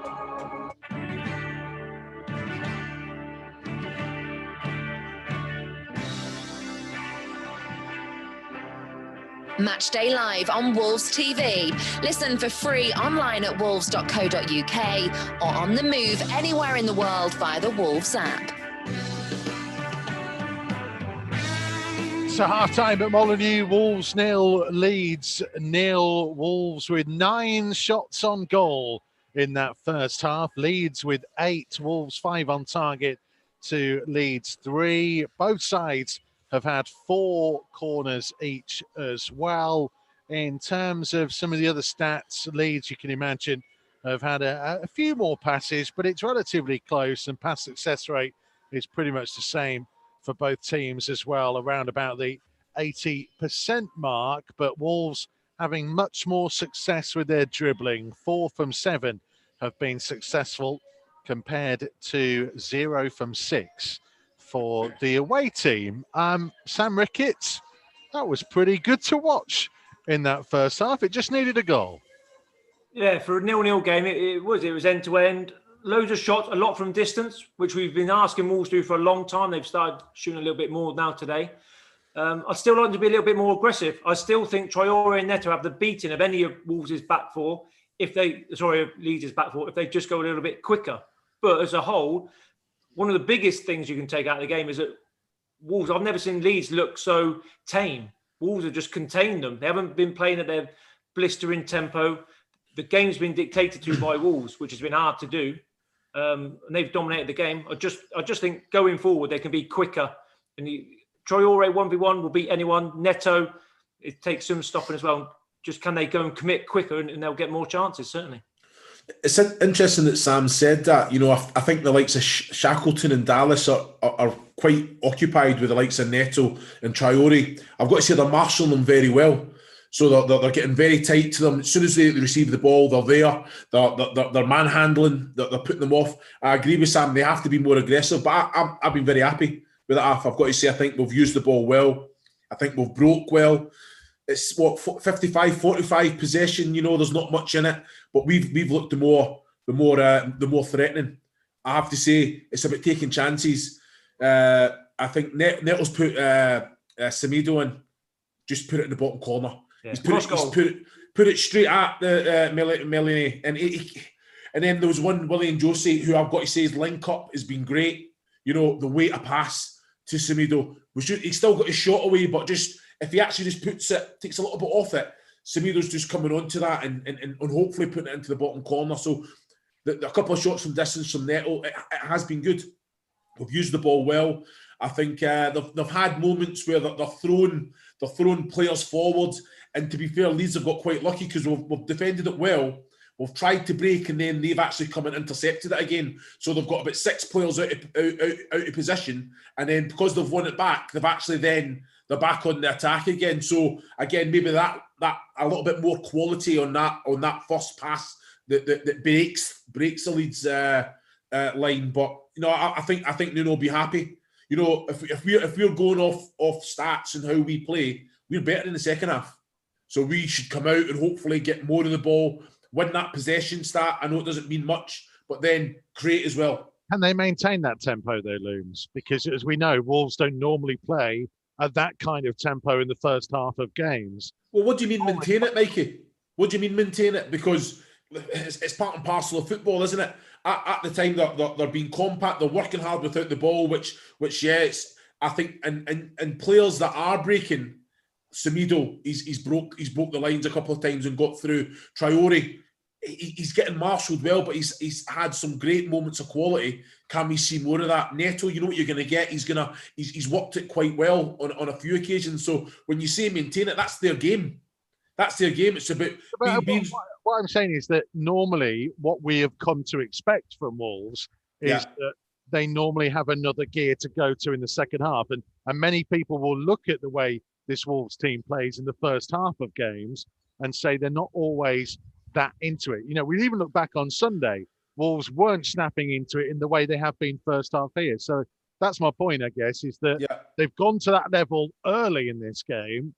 Can they keep that going throughout the whole 90? If they can, great. They should be on to win the game, right?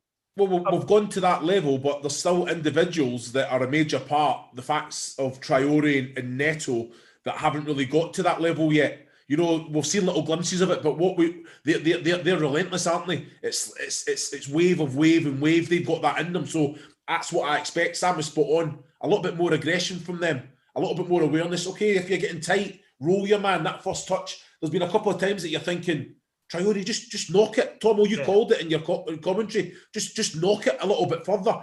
You've got them for pace. They're that worried about you that they're not getting forward the way that they usually do, the likes of Shackleton and Dallas.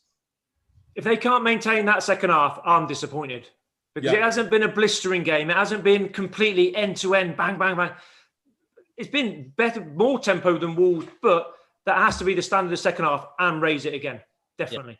Well, it's one of those things, isn't it, Tomo? Like, you could see, because it's right down in front of us here, like, there's a few times there was a great big, huge gap in the middle of the field because Leeds have got players high, and then they try to almost defend 3-on-3 at times. And that if that continues, that's an area we can focus on. Well, I've said to you, so I'm watching it there. They've got 6 or 7 players sprinting forward, Leeds, when they're attacking. They definitely get numbers in that final third. But if we do break that press by them, which we have done a few times, I would still like a lot more from Traore and Neto for me. I think that even though he's had a lot of shots, more so Neto, I think that they can still give us a lot more. I think that, okay, they've got man-for-man Leeds, basically. They've got the beating of them, what Sam said. They've got the beating of any player in that Leeds defence. And that's what they've got to do. They get one-on-one, say, look, they're going to beat them for pace, they're going to beat them for skill, and just keep going. And I think that's why Neto's had a few chances from long range, because he's willing to get at them. But I still would want more from those two players, especially. When we get in around their box, I don't know what you think, Tom and Looms. Neto, probably more than Traore, but I like them higher. Go and play on the back line a little bit more. I know Neto's shot from the edge of the box, so I'm probably arguing my own point there, saying he's done well shooting, but it's like you're giving the defenders a chance because you're not right on my shoulder. You're not there for a little slip pass, or you're not there where Neto chopped last week against Southampton. They're actually playing outside the box and letting the defenders off. Go and play higher.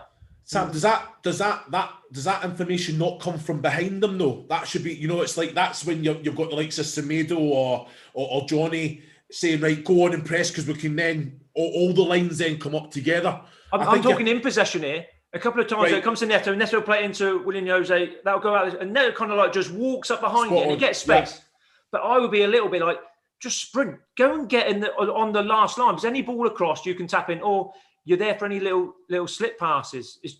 I just feel that's the one area where we like let the opposition off a little bit. I was going to say, there's been a couple of times down this right-hand side with Semedo when he's running down there, and Neto's out wide, but it could be another 5-10 yards further up the field, where when he does receive the ball, that he's either going past him or he's further past him, or he could play the ball first time. And he's hanging back a little bit for me. But again, he's done well in that first half. But as Sam's saying there, if you can just get that little bit further up and be on basically that last line of Leeds' defence. Leeds want to play 1v1. I, as a fullback, Tomo, I don't want to play 1v1 versus Neto or Traore. So what they do is they gamble. They don't let that player get their head up and play and run at you. They just gamble, go real tight, physical contact. They give for foul away or win the ball. Beat that by either dropping his shoulder and dinking it over the top and getting Traore running, or just a little bit quicker in your movement. But get in those 1v1s as much as you can, because you'll beat them, certainly. It's going to be fascinating, isn't it? Really fascinating. Boys, thank you very much indeed. More from Sam Ricketts and Chris Iwelumo. Actually, Looms, very quickly before the teams come out, you mentioned Willian Jose. Just a quick word on his performance, because it felt like that's the best 45 minutes we've seen from him getting involved in play. I have to agree. I think he's a presence, isn't he? Intelligence as well. He's broke the defence. He's ran at them. The way to pass. That one for Semedo was out, but apart from that, his hold-up play has been good. Again, if the likes of Traore and Neto are going to be a little bit more aggressive and be in that line with them, maybe then he can be in advance, so that I think he can go and attack that one that Traore's chipped up as well, that Melies came out and just took. I think go and put the keeper and the ball in the back of the net there, because that's what he's been brought in to do, to go and attack that, be a little bit more aggressive. But I think it's been a great 45 minutes. Can he build on that? That's what you would have done, wouldn't it? I got told off. I remember when I first came through, I got told off by the manager, take a yellow there, put the keeper and the ball in the back of the net. And that was it. You had to do it. You had to just smash them. Love it. More from Chris Iwelumo and Sam Ricketts to come at full time here. Wolves TV, Matchday Live Extra. It is still goalless. What's going to happen in the second 45? Don't go anywhere.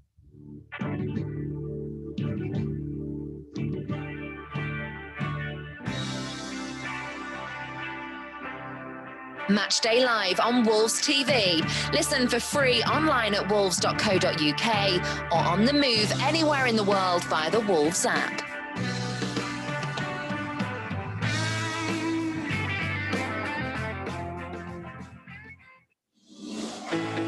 Join the pack. Become a 2021 member online today. Whether you're a dribbler joining for the first time or an international fan supporting from afar. Being a Wolves member gets you an exclusive joining gift, £10 Megastore voucher, and exclusive offers from Wolves and our partners. For more information and to join, visit membership.wolves.co.uk. Wolves Lottery is committed to helping Wolverhampton and the local community improve, whilst giving fans the chance to win some fantastic money can't buy prizes, excellent Wolves experiences, as well as £1,800 given away every week. For more information and to sign up online, visit wolves.co.uk/Wolves-lottery. We can't welcome you to the Wolves Megastore at the moment, but our online store is available 24/7. Visit shop.wolves.co.uk for huge savings on replica kits, training wear and exclusive Wolves clothing ranges.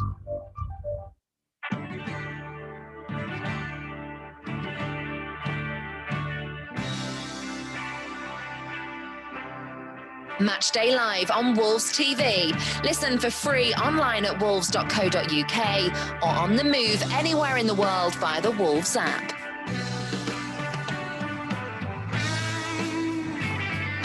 So 2 teams are back out. We'll be getting back underway very shortly. Talking about the way Wolves have gone about it with the inverted wingers, shall we say. It was part of a big chat that I did with our Wolves TV presenter Gemma Frith on Wolves Radio that you can listen to for free via the Wolves app and website wolves.co.uk. We do a weekly chat where you can put your questions to me, apparently. To you? Yeah, to me. Wow. If anyone wanted to do that, check out @Gem Frith on Twitter for the details. Makes it sound as if you got the answers. I've got a answer, as you well know. Apparently, I have an answer for everything. Oh, okay. That's not what Gemma said. That's what other people have said to me. But there you go. Back underway. Wolves playing from right to left as we look at it now. Defending these to Jack Hayward, South Bank. Attacking the Stan Cullis, North Bank. Ryan's been in touch to say, you always don't look as cold this week. No, that's true. No, it's not as cold, is it? Throw in by Johnny Neto. No changes from either side at the break as Johnny fouls Rafinha. Yeah, short pass back from Neto, wasn't it? Just didn't have enough legs on it a little bit just to carry to Johnny. Patricio in goal, Dendonka, Cody Saiz, Semedo and Johnny the wing-backs, Neves and Moutinho in midfield, Traore, Willian, Jose and Neto up top. Leeds have Meslier in goal, Ayling, Strauch, Cooper and Dallas the back four. Then Shackleton, Click and Roberts effectively as a midfield three. Harrison on the left, Rafinha on the right, Bamford up top. Leeds with possession. Semedo's intercepted it on that right-hand touchline. Giving it away to Dallas, though. Look in field. A long ball over the top. It's given Roberts something to chase, but he couldn't control it. And there'll be a Wolves throw. I'll tell you what, it's a good job he didn't control it because he was away, wasn't he? Yeah, he's just fortunate that it's the long pass from him. Just beyond the Wolves' defence. Just couldn't control it, Roberts. Played just shy of 2 minutes at the start of the second half. Wolves 0, Leeds 0. Mikey Burrows and Andy Thompson with you as ever here at Molineux. That's Cody trying to pass it forwards. It just dissected both Neto and Willian Jose and that allowed Ayling to intercept. Yeah, I was going to say anywhere else that one of them would have got it, but unfortunately Ayling was able to get onto the ball. But just got to try and get Neto and Traore into it a little bit more into this second half. Saiz lifting it forwards. Traore, that's a clear handball. If it wasn't with the first one, it was with the second. Yeah, so I think he caught his arm with the first one as well. First might have been accidental. The second looked very much like he palmed it into his own path. Yeah, just rolled down his arm the first one, and then the second one just knocked it down nicely. It's a nice little trick, that. It from was. The right-hand side of his body to the left. That's good control. Just rolled it across the chest of his. That's what it was. There's Ayling. Mark says we need to see more aggressive forward play as other teams have double the amount of goals. Shows that something is wrong. Well, I guess Wolves will look to the fact that Raul Jimenez has been out since that game at Arsenal. Start of November, and that's a big reason why goals have been difficult to come by.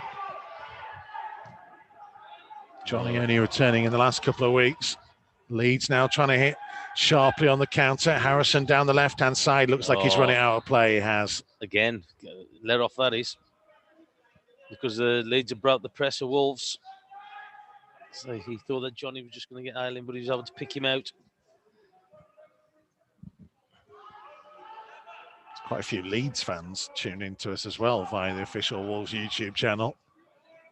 I mean, thanks for giving us the numbers, but... Remember you for when you were up in Leeds, that's what it was, Mikey.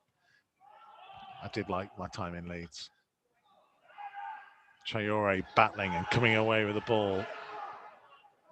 Trying to drive through the middle of the Leeds half. That's the left-hand side to Johnny. Johnny trying to cut back in field here. Rafinha still with him. Needs some support. Gets it from Neves, who will go infield to Moutinho. It's closed down sharply by Shackleton. Cody doing the same by Bamford, but he found Dendoncker. He can carry it back over the halfway line and looking to hit a diagonal towards Johnny. He's asked an awful lot of him, and he'll go behind for a goal kick. Yeah, so again, it just overhit, wasn't it, by Dendoncker? But again, Johnny's showed some good energy levels, hasn't he? Again, so look, he's come out for that second half. A few more minutes under his belt. Marcelo Bielsa still pacing around. Someone's bought him a hot drink. I was going to say, he's finding it funny where his two coaching staff come out. He's crouching down, and I'm having to duck down as well just to talk to him. Neves intercepting. Dendoncker early up to Willian Jose, who's managed to flick it wide to Pedro Neto. Neto trying to drive away from Click. Just being held up for a moment. Yeah, looking to whip it in towards Saiz. Just paused there, didn't he, Neto? As soon as he got that ball, I think that's where he's got to be, as the boys said, aggressive. Here's Neto again, trying to cut infield into Traore, back to Neto, out to Johnny on the left-hand side. Space has opened up for Johnny to cut infield to Traore, now for Neves. Neves might fancy a dig from distance, he did. He got his foot behind it. He didn't quite get the direction behind for a goal kick. No, it was always swinging away, wasn't it? So look, about 25, 30 yards there, just advancing forward. Didn't really catch it as much as he wanted to either. But you could see it from here that he's always swinging away. Wolves nil, Leeds nil. 51 minutes played. Long kick forwards that Saiz will beat Bamford to. Plays it back to Patricio. Did a couple of touches and then lifted it forwards. Well, in the air by Strauch. Moutinho trying to play it wide. Oh, Semedo's won it back. And Semedo can now drive through the middle. Oh, and a heavy touch. Allowed Cooper to nip in. And then a foot in there by Dendoncker. And Neto trying to get in behind here. Into the right-hand side of the penalty area. Striking goal. Woods couldn't keep it down on his weaker foot.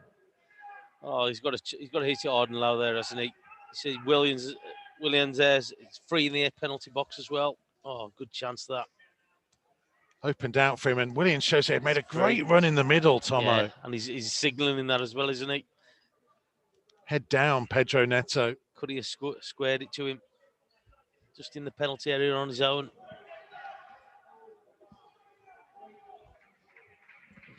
But again, it started as it finished off that first half, isn't it? With chances. Still Wolves nil, Leeds nil, 52 minutes played. Rafinha, heavy touch, and Neves was close to winning it. Saiz will win it, but his interception will go a long way deep into the Leeds half. Traore's closed in. He did so on his own, though. Can't do it on your own, unfortunately, because as you've just seen there, Leeds are just playing out now. But that ball was never going to go out. Harrison under pressure from Semedo and from Neto. Foot in by Semedo out of play for a Leeds throw. LUFC is life is trying to get me to say a Leeds statement, which a lot of my Leeds mates would love to hear me say, and I'm not going to do it, I'm afraid. But good luck to you listening to us on your way down to Devon. When Cool Lane reopens again, I might come up and say it. Here's Traore trying to flick it on towards Willian Jose. Header away by Cooper, picked up by Neves. Infield to Moutinho, middle of the Leeds half. Back to Dendoncker. Now to Cody at the base of the centre circle. Clever pass into the feet of Neto. He turns it infield to Willian Jose. Tries to whip it wide to Johnny, who controlled on the chest, but it was difficult for him, and Rafinha nipped in and took the ball back. His early one up towards Bamford, who just got the wrong side of Dendoncker. Forced wide. Support arriving. Dallas carrying it forwards. Now Rafinha. Onto Roberts. He's got Ayling out on the right-hand side. Here is Luke Ayling. Sets himself to whip a low cross in, and it was Rafinha arriving. And it's going to be given as a corner. Connor Cody got across. Well, I thought Rafinha got there, especially with the direction of the ball changing. Just watching it again. Wolves thought he did as well. Yeah, it's got off his toe, hasn't he? His left boot. Oh, might come off Connor Cody's thigh, hasn't it? Just looking at that. Still a goal kick. Leeds corner. Left footed from the right hand side. Whipped into the near post and flicked on by Ayling. It's going to be another corner. He came off Neves. Semedo was out there as well, but I don't think it was he that got the final touch. And Rafinha's got the long jog from right to left and take Leeds second corner in quick succession.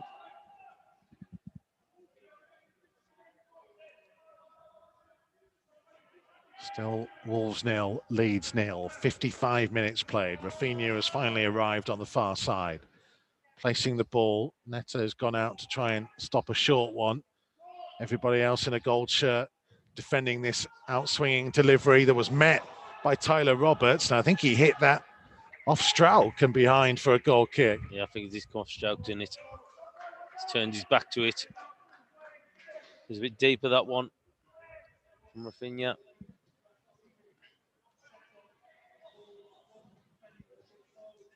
Nil-nil then. Leeds having a little bit more of it in this second period. Wolves haven't quite had the same intensity as they did in the first. No, but they've been in good areas and it just hasn't fell for them. So Johnny's been out here a couple of times and it's just not fell for him nice. And Neto was able just to get on the break as well. Martinho challenging near the halfway line. Johnny forwards. Neto ran Dallas past the ball, but Harrison back to Meslier. Looking to launch it. Dendoncker with the interception. Semedo back to Dendoncker on halfway. Trying to find the feet of Willian Jose with a clever first-time pass to Neto. Neto cutting in from the right to the middle point of the half. Out to the left-hand side for Saiz, who joins the attack. Back infield to Martinho. And he tries to switch towards Dendoncker. It wasn't enough on the pass, and Dendoncker got there ahead of Bamford, but it had to go backwards. Now Cody in his own penalty area will lift it for Dendoncker.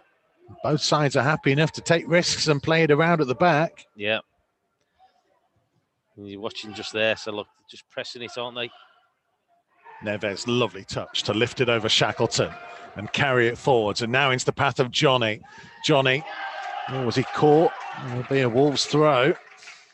Unfortunately, it just got away from him a touch because Traore was up alongside him in support. Yeah, just needed to get that touch a little bit closer to him, didn't it? I think Rafinha ended up kicking it out. We haven't really got Traore into this second half, have we? Johnny with a throw. Traore being forced backwards by Ayling. And it's going to be a Wolves throw. Leeds thought it should be theirs, and in fact, Ayling's taken it. Well, and he's going to have the play pulled back. I know you ain't going to believe me, Rob, but I did think that was a Wolves throw. We're going to see Marçal coming on very shortly. Johnny throws infield to Traore. On to Martinho, left-hand side of the centre circle. It was Click who went hunting for the ball. Cody under pressure from Bamford, back to Patricio. He puts his foot through it. Willian Jose challenges Ayling. Just not getting the second balls at the minute, are we? It's just everything just seems to be dropping down to Leeds, which they need to be careful about.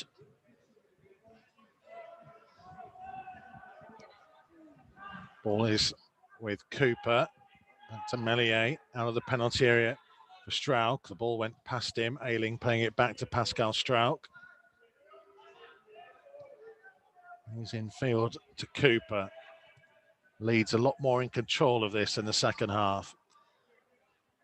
I think he's just broke down a little bit more often for Wolves, and I think that's been the biggest thing, where Wolves in that first half had some good possession, as the boys said about being aggressive in that top third. Just haven't been. Johnny, was so close to nicking it. Yeah. Came off his left foot when he went with his right. It looks like they'd say Johnny will be coming off again, wasn't it? After that hour mark, or around that hour mark. He's got building up the minutes on his return after 6 months out injured. Marçal is not a bad option to have to replace him. He too making a comeback from injury. Meslier forwards. It's going to be out of play for a Wolves throw, and this will give an opportunity for Marçal, who will come on now as soon as Rui Pedro Silva has got the substitutes board ready. And it is Johnny that is replaced.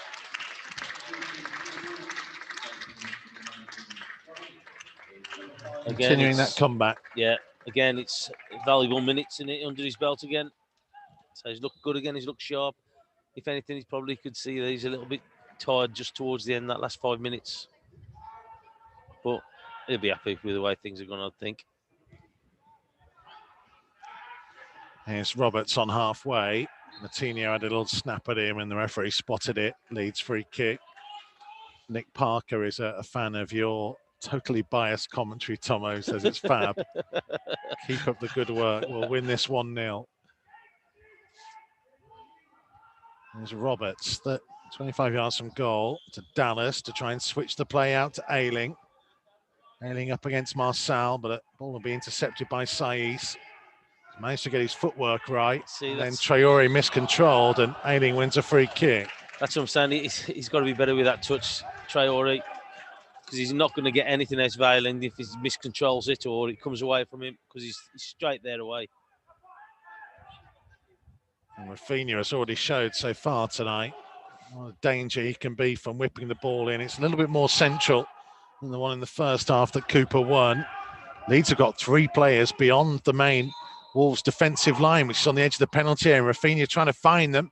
It's looping towards goal and claimed by Rui Patricio, who spotted Pedro Neto in a bit of space, throws it out sharply to him.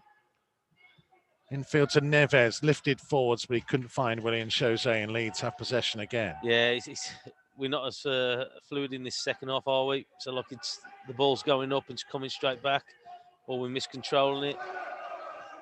Got to try and do a little bit better, be a little bit more positive.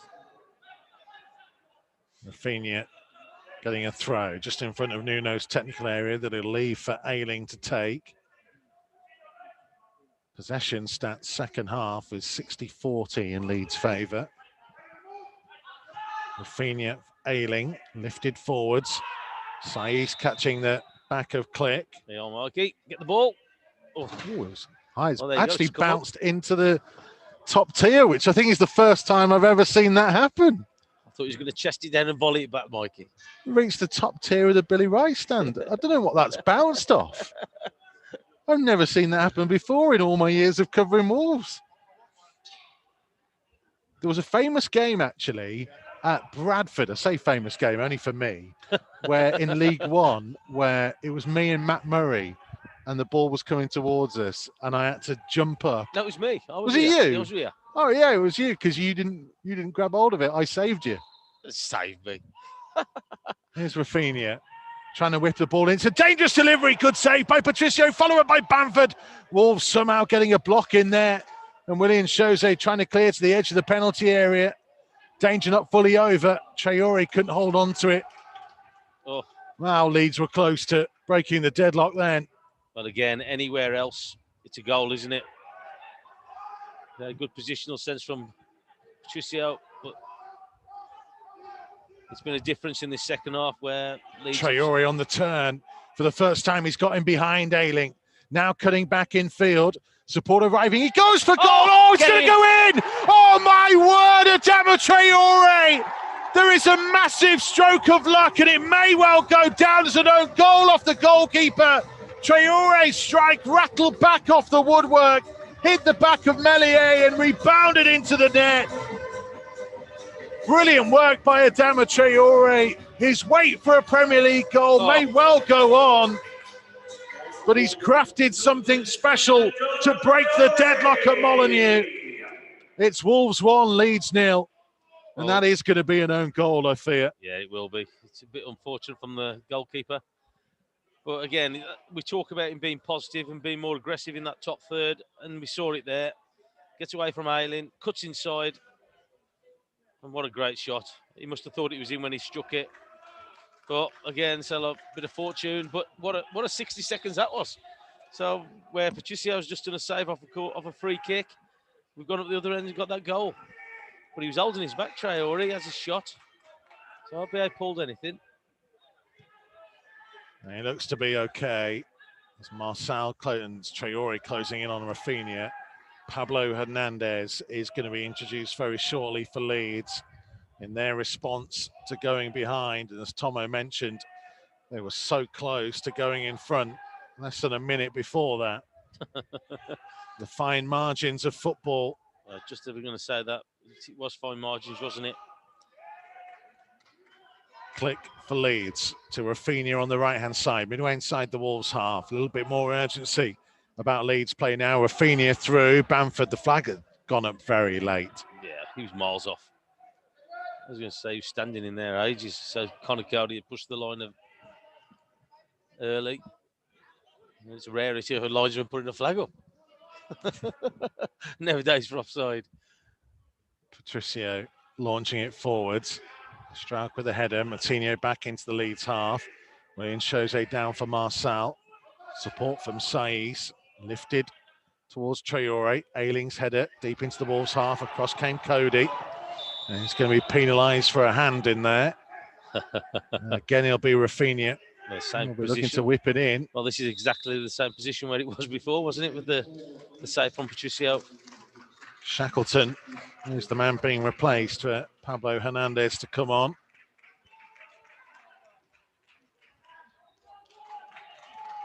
A little bit more attacking intent in a game that's seen plenty of it from both teams. Well, I thought he was further and out. And Nuno and Neto not very happy. Rafinha's got his way. Well, he put a mark down on the pitch, so that's why Rafinha just put the ball there. He's already got his spray can out. Wolves' defensive line just on the edge of their own penalty area, just on the outside of it. They will drop back as Rafinha gets ready to try and whip this in. Leeds with 4 white shirts in and amongst it. And a couple looking offside before Rafinha tries to whip it towards the far post, and Patricio has got something on it to turn it behind for another corner. And again, it's such a deadly delivery. Got to stay with your runners. There's a couple unmarked at the far post. It's Cooper again, wasn't it? Good save from Patricio, but great quality in. They're just too high for me. I know you're going to try and hold a line, but 3 times they've been caught now. Corner left-footed from the left-hand side, an outswinger. It was Cooper who won it again. It'll be kept in on this right-hand side by Roberts. Support from Rafinha, who has time to curl his cross. Left-footed, Patricio came, didn't actually claim it, and it went all the way through, missed everybody, and it's a goal kick. Well, 2 Leeds players coming in to Patricio. Great ball in again. Just seeing that. Oh.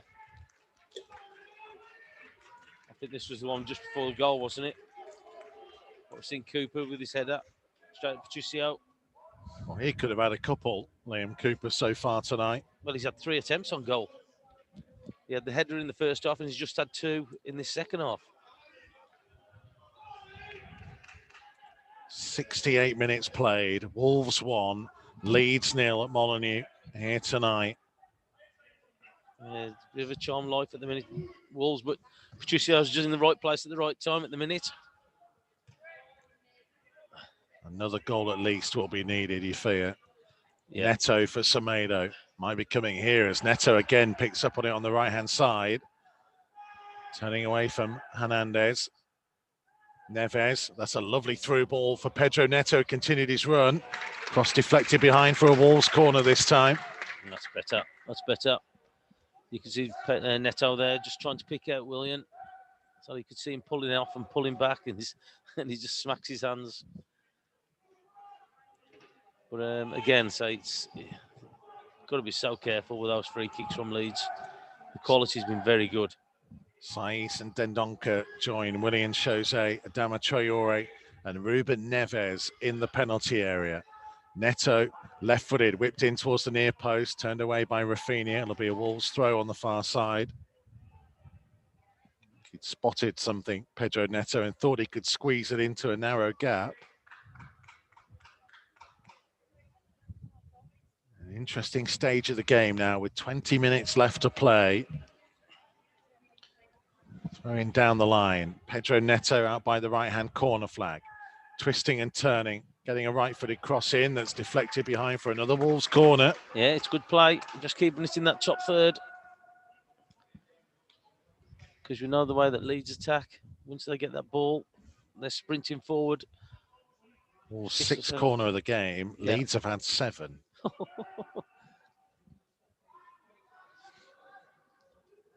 And there have been 27 efforts on goal between the two teams. Neto leaves this one. Moutinho to whip it in right-footed. Headed by Strauch. Semedo trying to get to the loose ball. Down ball, that is. That'll be a Wolves free kick and a chance for Wolves to try and whip it into the danger zone. Yeah, Hernandez, I think it was. Just jumped up and put his hands up.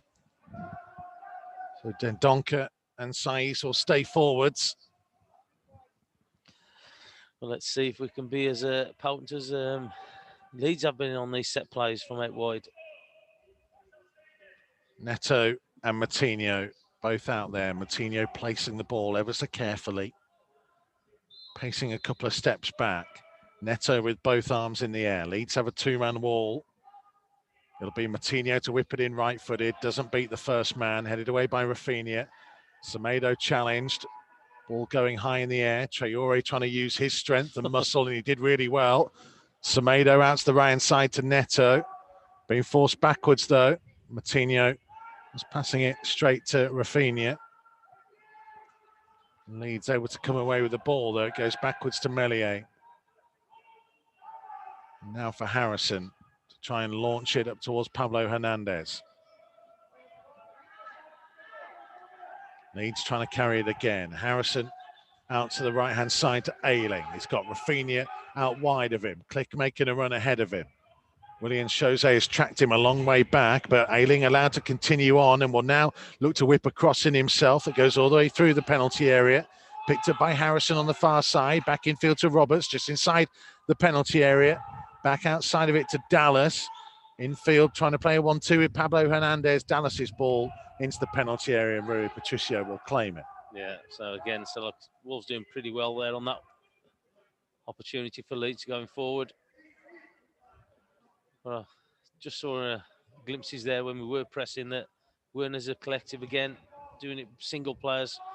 And Leeds is just going to pick you off as they did there. Rafinha. It was then through the legs of Marçal. Saiz closing in. Leeds throw. Rafinha was trying to take it from about 10 yards further forwards than it should have been. Yeah, we haven't picked up as many second balls in this second half either. And that's been a problem. Leeds seem to be the sharpest on everything. Click. Back to Cooper. So his left-hand side to Dallas. 72.5 minutes played at Molineux. Wolves 1, Leeds 0. That Meslier own goal. Unfortunate for the goalkeeper and unfortunate for Adama Traore because it was a superb bit of play from him and a wonderful strike.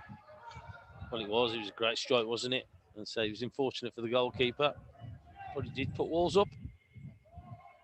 Roberts. Dallas taking it onto Harrison. Flag has stayed down. Harrison left-hand side trying to lift across to the far side of the penalty area. Pablo Hernandez coming out to the right-hand touchline towards the byline. Attempted cross blocked by Marçal and Neves with a foot in.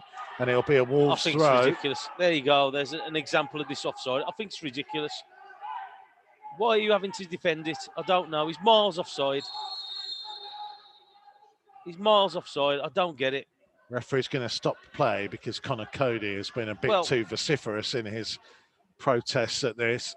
But that's what it does to players, because is that clearly offside and not for anybody to do anything. The game goes on. Leeds are allowed to put pressure on it. So they recycle the ball. Why doesn't the flag go up? I don't get it. I just don't understand it. And it'll drive players mad. As you've just seen there, Connor Cody's absolutely fuming. I guess their argument would be that it saves goals wrongly being ruled out for offside when they're not. Yeah, I guess it's a trade-off either way, I guess is the point We've people would make. We've got that thing called VAR, haven't we, where it can decide who's offside and not. No, but it's a free kick to Leeds in the middle of the half. But I guess the point they're making, Tomo, is that the reason they've changed that rule is that if a assistant referee's flag goes up and he's flagged offside and he's not, then it costs a goal, and they want more goals. But what I'm saying is, though, not. But the VAR can see that opportunity there. If he's offside, why can't they just have a word in the ear of the referee and say, look, he's offside, or the assistant referee straight away after that? It's done that sharp. It'll be a debate that will continue. Well, you can see what the players think of that. They're absolutely fuming. Connor Cody was. Rafinha with the free kick. It's pretty central in the middle of the Wolves half. He's just going to try and lift it to the right-hand side of the box, headed away by Marçal. Back to Rafinha. Neves and Neto went closing in, but Leeds have managed to work it out to the left-hand side. They'll come back infield to Pablo Hernandez. Wide again on that left, cutting infield on the right foot, and a dangerous whip ball that goes all the way through for a goal kick. Yeah, Salak again. Salak good defending there, just allowing the ball just to run, carry on. Good line. There he goes. Just looking at Jimenez on the screen next to me. And Bolly. Jimenez is on the screen. He's not next to Tomo, just to clarify. Sorry, I meant the screen next to me. People would be wondering why we hadn't heard from him if he was sat next to you. Bolly's not here tonight, is he? No, he said he's got things to do, he said. He had a few things that he had to type before he could watch the game. Normally we'd have heard him. Oh, yeah. Traore's header back into his own half. Marçal, that's a good ball into the feet of Willian Jose, who finds Neves, who can carry it over the halfway line. Out to the feet of Neto on the right-hand side. Semedo has already run past him. Neto looking for an option, giving it to Moutinho. Back wide again to Pedro Neto. A couple of times we heard the boys talk about it at half-time, just want him to drive at people. Yeah. He's just hesitating, trying to do it now, up to the edge of the box. Semedo with a foot in. And in the end, Strout playing it out of play for a Wolves throw. Yeah, he's done it in this. He did it in the first half where he was positive and going forward, but this second half, he's just hesitating, isn't he? Just pausing, and it's allowing Leeds just to get round him and put pressure on him. 76.5 minutes played. Wolves 1, Leeds 0. Nelson Semedo with a throw. Down the line for Neto. Out by the right-hand corner flag. Trying to look back in field and being forced further back. And then a loose pass by Pedro Neto. And Leeds will try and hit on the counter here. Roberts through to Bamford. Flag has stayed down. Patrick Bamford in behind, striking it into the back of the net. And now the offside flag goes up. And the goal will not count. Well, I'll tell you what, they've got away with that, Wolves. I don't know what Neto's doing. He's not happy at all, but he can't be giving away the ball that cheap. We've spoken a couple of times with him. That shouting is coming from the Leeds side of the director's box, by the way. You can have a word, mate, can you? You can have a word. I don't think they're very happy. Well, we've heard him 2 or 3 times now.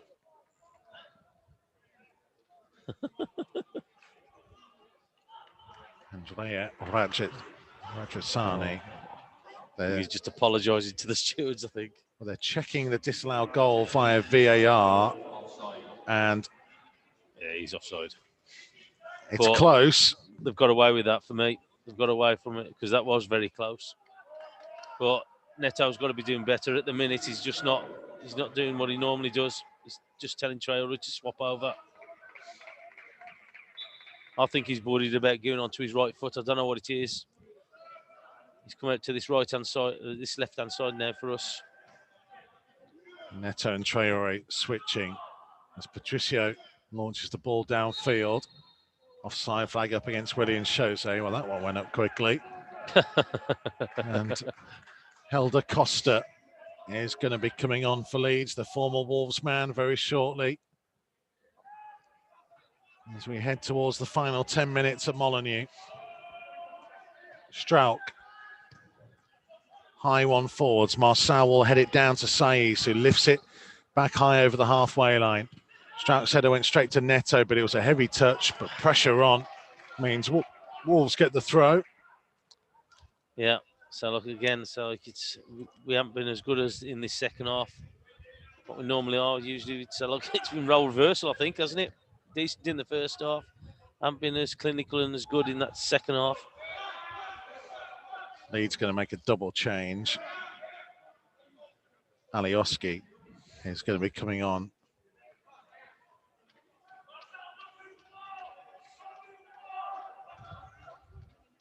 Throw down the line by Marçal. Came off Rafinha, and Willian Jose happy to let it go out of play for another Wolves throw. And Leeds might just hang on before making the changes, perhaps. Well, they're going to make them now. They'll wait a second as Marçal has Willian Jose down the line. Traore close to him as well. Goes towards Willian Jose and a foot in by Pascal Strauch. Another Wolves throw, even closer to the corner flag. Marçal throwing into the feet of Adama Traore, who couldn't hold on to it. Rafinha trying to carry it forwards. Oh, and it was just through the legs of João Moutinho, who thought he'd got him. Rafinha with a big high long ball, and Patricio right out to the edge of his box, just about gets there ahead of Tyler Roberts. Yeah, good goalkeeping. Good goalkeeping. He's there and alert. So he was going to deal with it if one way or another.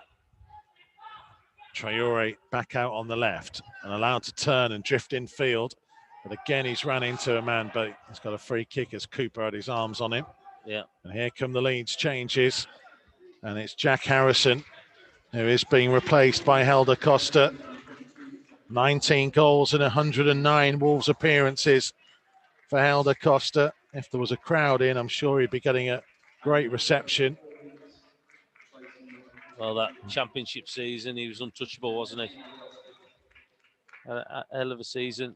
Just a shame that he got himself injured and come back in. Didn't set it alight as much, did he? Is the man who's come on for Matthias Klick.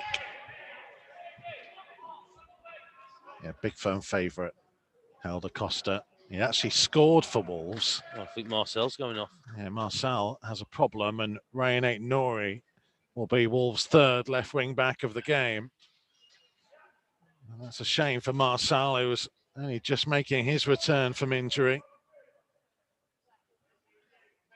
He had a long old spell out, having gone off injured against Spurs. His substitute appearance at Southampton was his first since then. And this substitute appearance has been cut short. Ryan Aït-Nouri is on. He's only been Marcel on. will head straight to the tunnel. What, 20 minutes he's been on, Marcel? Oh, that's a shame, isn't it? Like I said, he's only just come back. 8 minutes to play. Wolves 1, Leeds 0. Long ball forwards that Rafinha got his head to. It'll be a Wolves throw. Well, they're managing the game well. Wolves, so look, they're just taking the sting out of Leeds. Little bit of possession down this left-hand side. Aït-Nouri's throw. Willian Jose by the left-hand corner flag. Again, a foot in by Strauch, and again, it's a Wolves throw.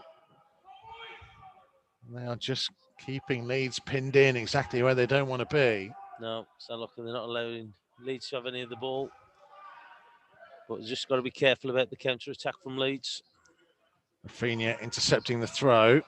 Moutinho tried to get something on it. Roberts out of play. It's a Wolves throw. Also a little bit unhappy. It was Cody's pressure on Roberts that forced the ball out of play. Wolves are just slowing everything down at the moment.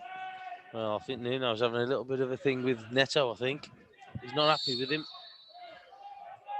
Nori will throw it long. Cooper hitting it back deep into the Wolves half. Cody giving chase. Bamford won't give it up. Cody doing well though. And he's found the feet of Nori. A nice little 1-2 with Matinho. And now Wolves can try and break forwards. Traore trying to hold off Straug, looking to drive back in field. Across the centre circle for Neves. Out to the right-hand side to Semedo, who's isolated with Helder Costa. And it's Semedo drifting in field, and his pass didn't find Traore.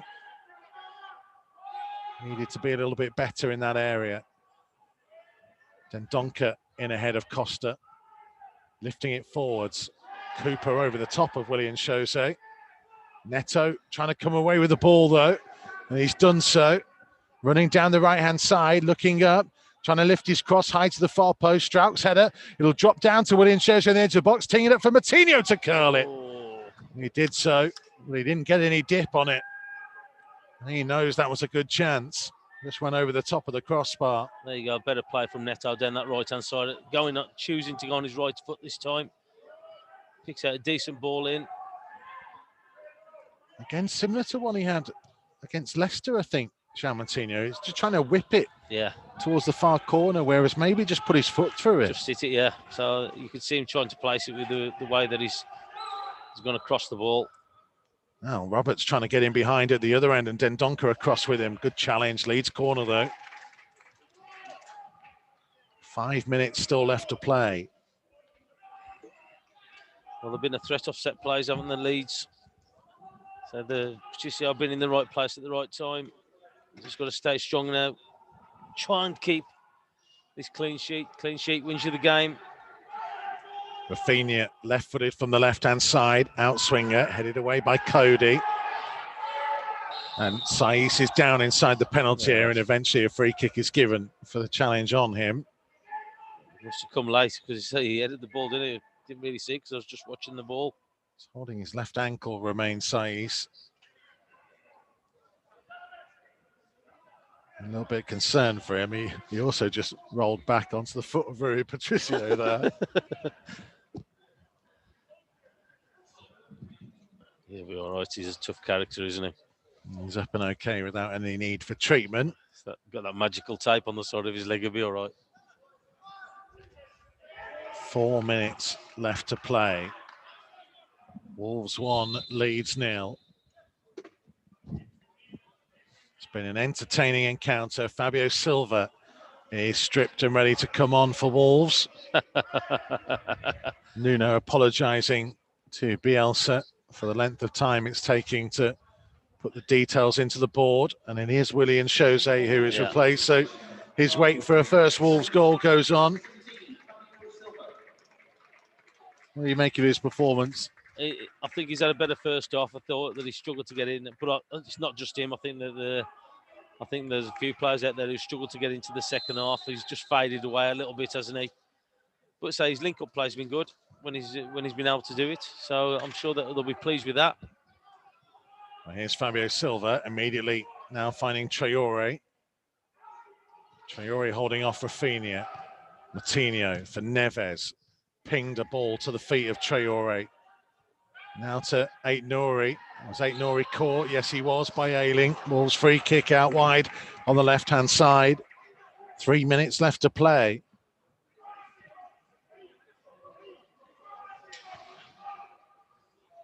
Jean Matinho will come across to take, and Dendoncker and Saiss have gone forwards. It's meant Leeds have had to pull everybody back. Yeah, well, it's a good tactical decision, isn't it? Rather than letting them keep people up. Well, I think they're telling, is it Roberts to stay up until Aït-Nouri, Connor Cody, the spare man. So Matinho, the right footer, Neto, the left, to whip it in. 5 yards in from the left-hand touchline. It's Matinho who just touches it for Neto, who carries it towards the corner. Trying to hold it up out there, and Wolves, are they going to get a throw? No, it's given Leeds way, and Wolves can't quite believe it. And I think Neto helped make that decision by his reaction to the ball going out of play. Well, he's like picking it up and said, look, they've took it. Again, he's had a couple of dodgy decisions, the referee. Helder Costa trying to play it on down the left-hand side for the run of Dallas. Semedo back there with him. It's Alioski who is making the run, and a foot in by Dendoncker, and it's a Leeds throw. Traore nearly intercepted. Robert strike. All that's hit Connor Cody and knocked him out. And the referee will stop play. That's full in the head, that was, wasn't it? Full face. And Cody's going to need a little bit of treatment.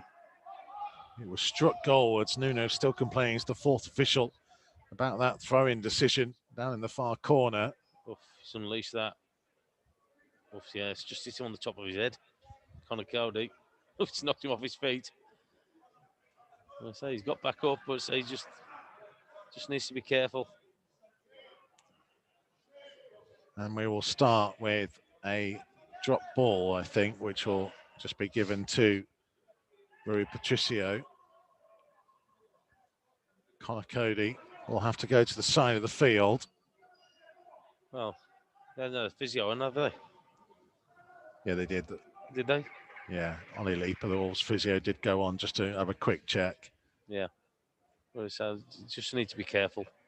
Yeah, the medical staff will go round and check again while Cody goes to the far side as the fourth official gets the board ready. The doc, Matt Perry, was out there as well. Yeah, he's just beyond the goal, listening to the doc. So he's, again, so look, with everything that's going on, just need to be careful with head injuries. Fabio Silva might benefit from a long ball forwards and a bit of a mistake, and he strikes it goalwards. It's just behind. Took a deflection. And it's a Wolves corner. It was just a long ball forwards the Leeds defence didn't deal with. They let the ball bounce, and that caused the problems. Fabio Silva going for goal. We're going to have 5 minutes being added on here. Did well there, Silva, didn't he? Yeah, it's just come off the heel of the Leeds defender. No, he's done well there. Silva running in. Good strike, to be fair to him.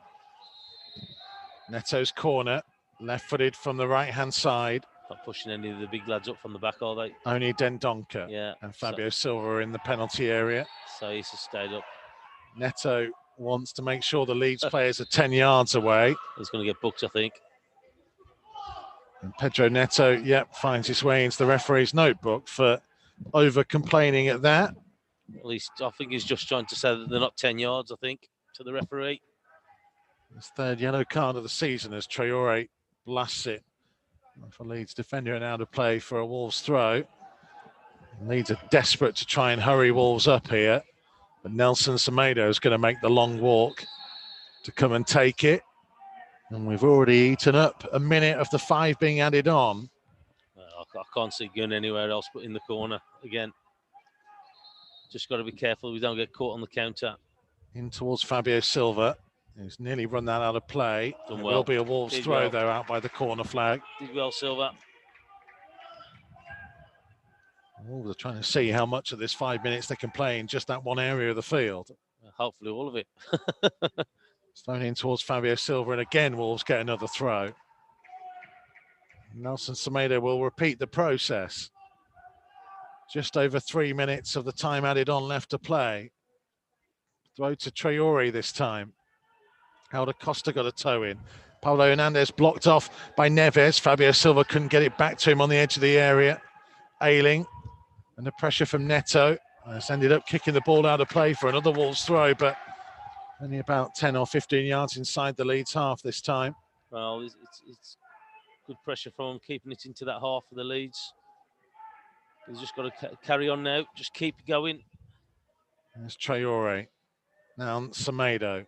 Fabio Silva. Semedo trying to carry it on towards the edge of the box, and Leeds had the numbers back there. Alioski intercepted. Meslier trying to lift it out to the right-hand side towards Roberts, who plays it backwards to Ailing. Infield to Pablo Hernandez. Martinho was closing in, but Hernandez good enough to turn and try and carry it.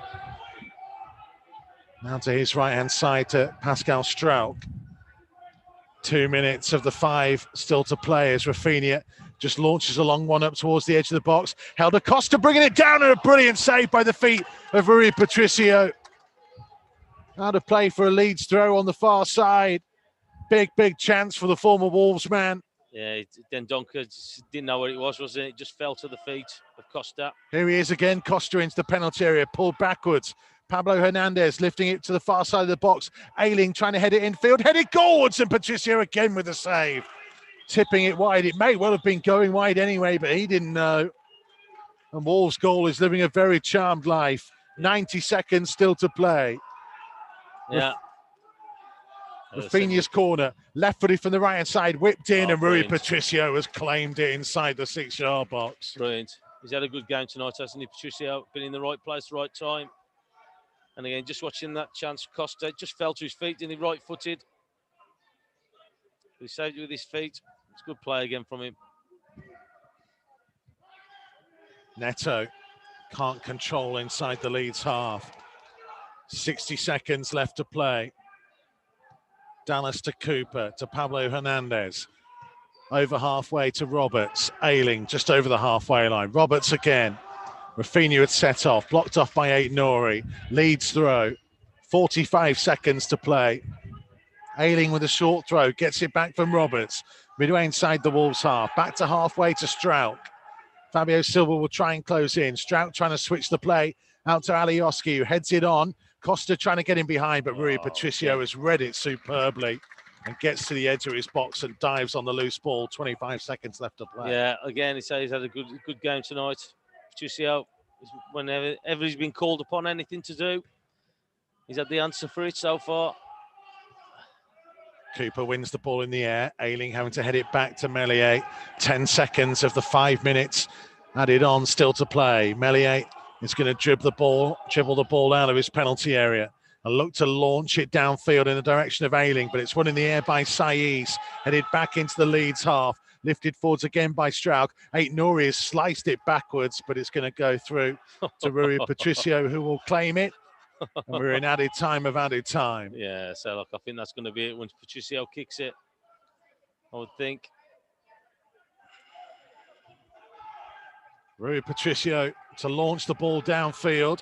Still we play on. Fabio Silva with a flick on. Traore giving chase. It'll come through to Meslier. There you go. And the final whistle goes. And Wolves' turnaround in form in the Premier League continues. They have got a shutout against Leeds for the second time this season. Adama Traore crafted the goal, which will go down as an own goal after it ricocheted back off the crossbar and hit the back of Illan Meslier, the Leeds goalkeeper, to go over the line. It was an entertaining game. Both sides had an awful lot of chances. Leeds will feel like they should have taken something from it. Rui Patricio pulled off a number of good stops, especially in that second half. He will clearly be the Wolves man of the match for many. Wolves continue on, though, in this turnaround as they leapfrog Leeds to rise to 11th in the Premier League table. It finished Wolves 1, Leeds 0. Yeah, so it's a good performance from them, especially in that first half. But again, I thought Leeds just had the upper hand probably in that second half. But it's about keeping clean sheets and getting goals, and don't matter how they come. Good shot from Traore. Comes off the keeper, wins you the game. And again, they defended really well, Wolves. But you got a goalkeeper what had a really good game tonight, didn't you? So Patricio, some good saves, in the right place at the right time. But got those 3 points, and that's what all matters. 3 points, another clean sheet as well, and a double over Leeds for the season as Nuno and Helder Costa embrace on the edge of the centre circle. We'll take a short break, and then we'll be back with Andy Thompson, Chris Iwelumo and Sam Ricketts to give us their thoughts on Wolves' victory. They finish Wolves 1, Leeds 0. Don't go anywhere.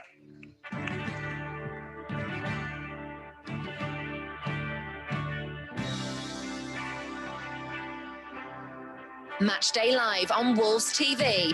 Listen for free online at wolves.co.uk or on the move anywhere in the world via the Wolves app.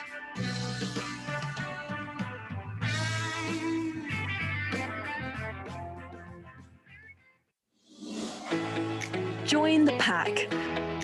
Become a 2021 member online today.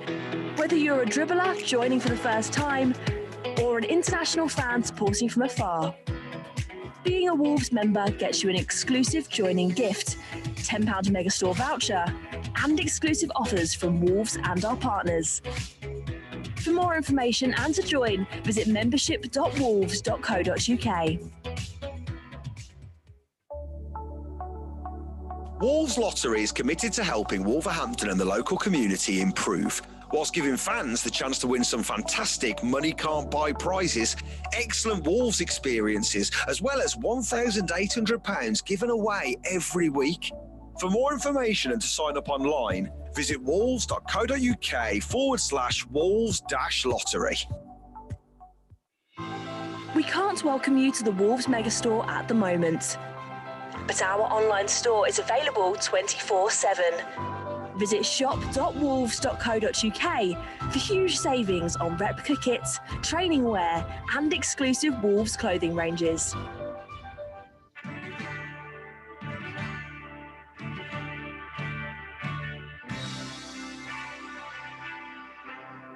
Matchday Live on Wolves TV. Listen for free online at wolves.co.uk or on the move anywhere in the world via the Wolves app.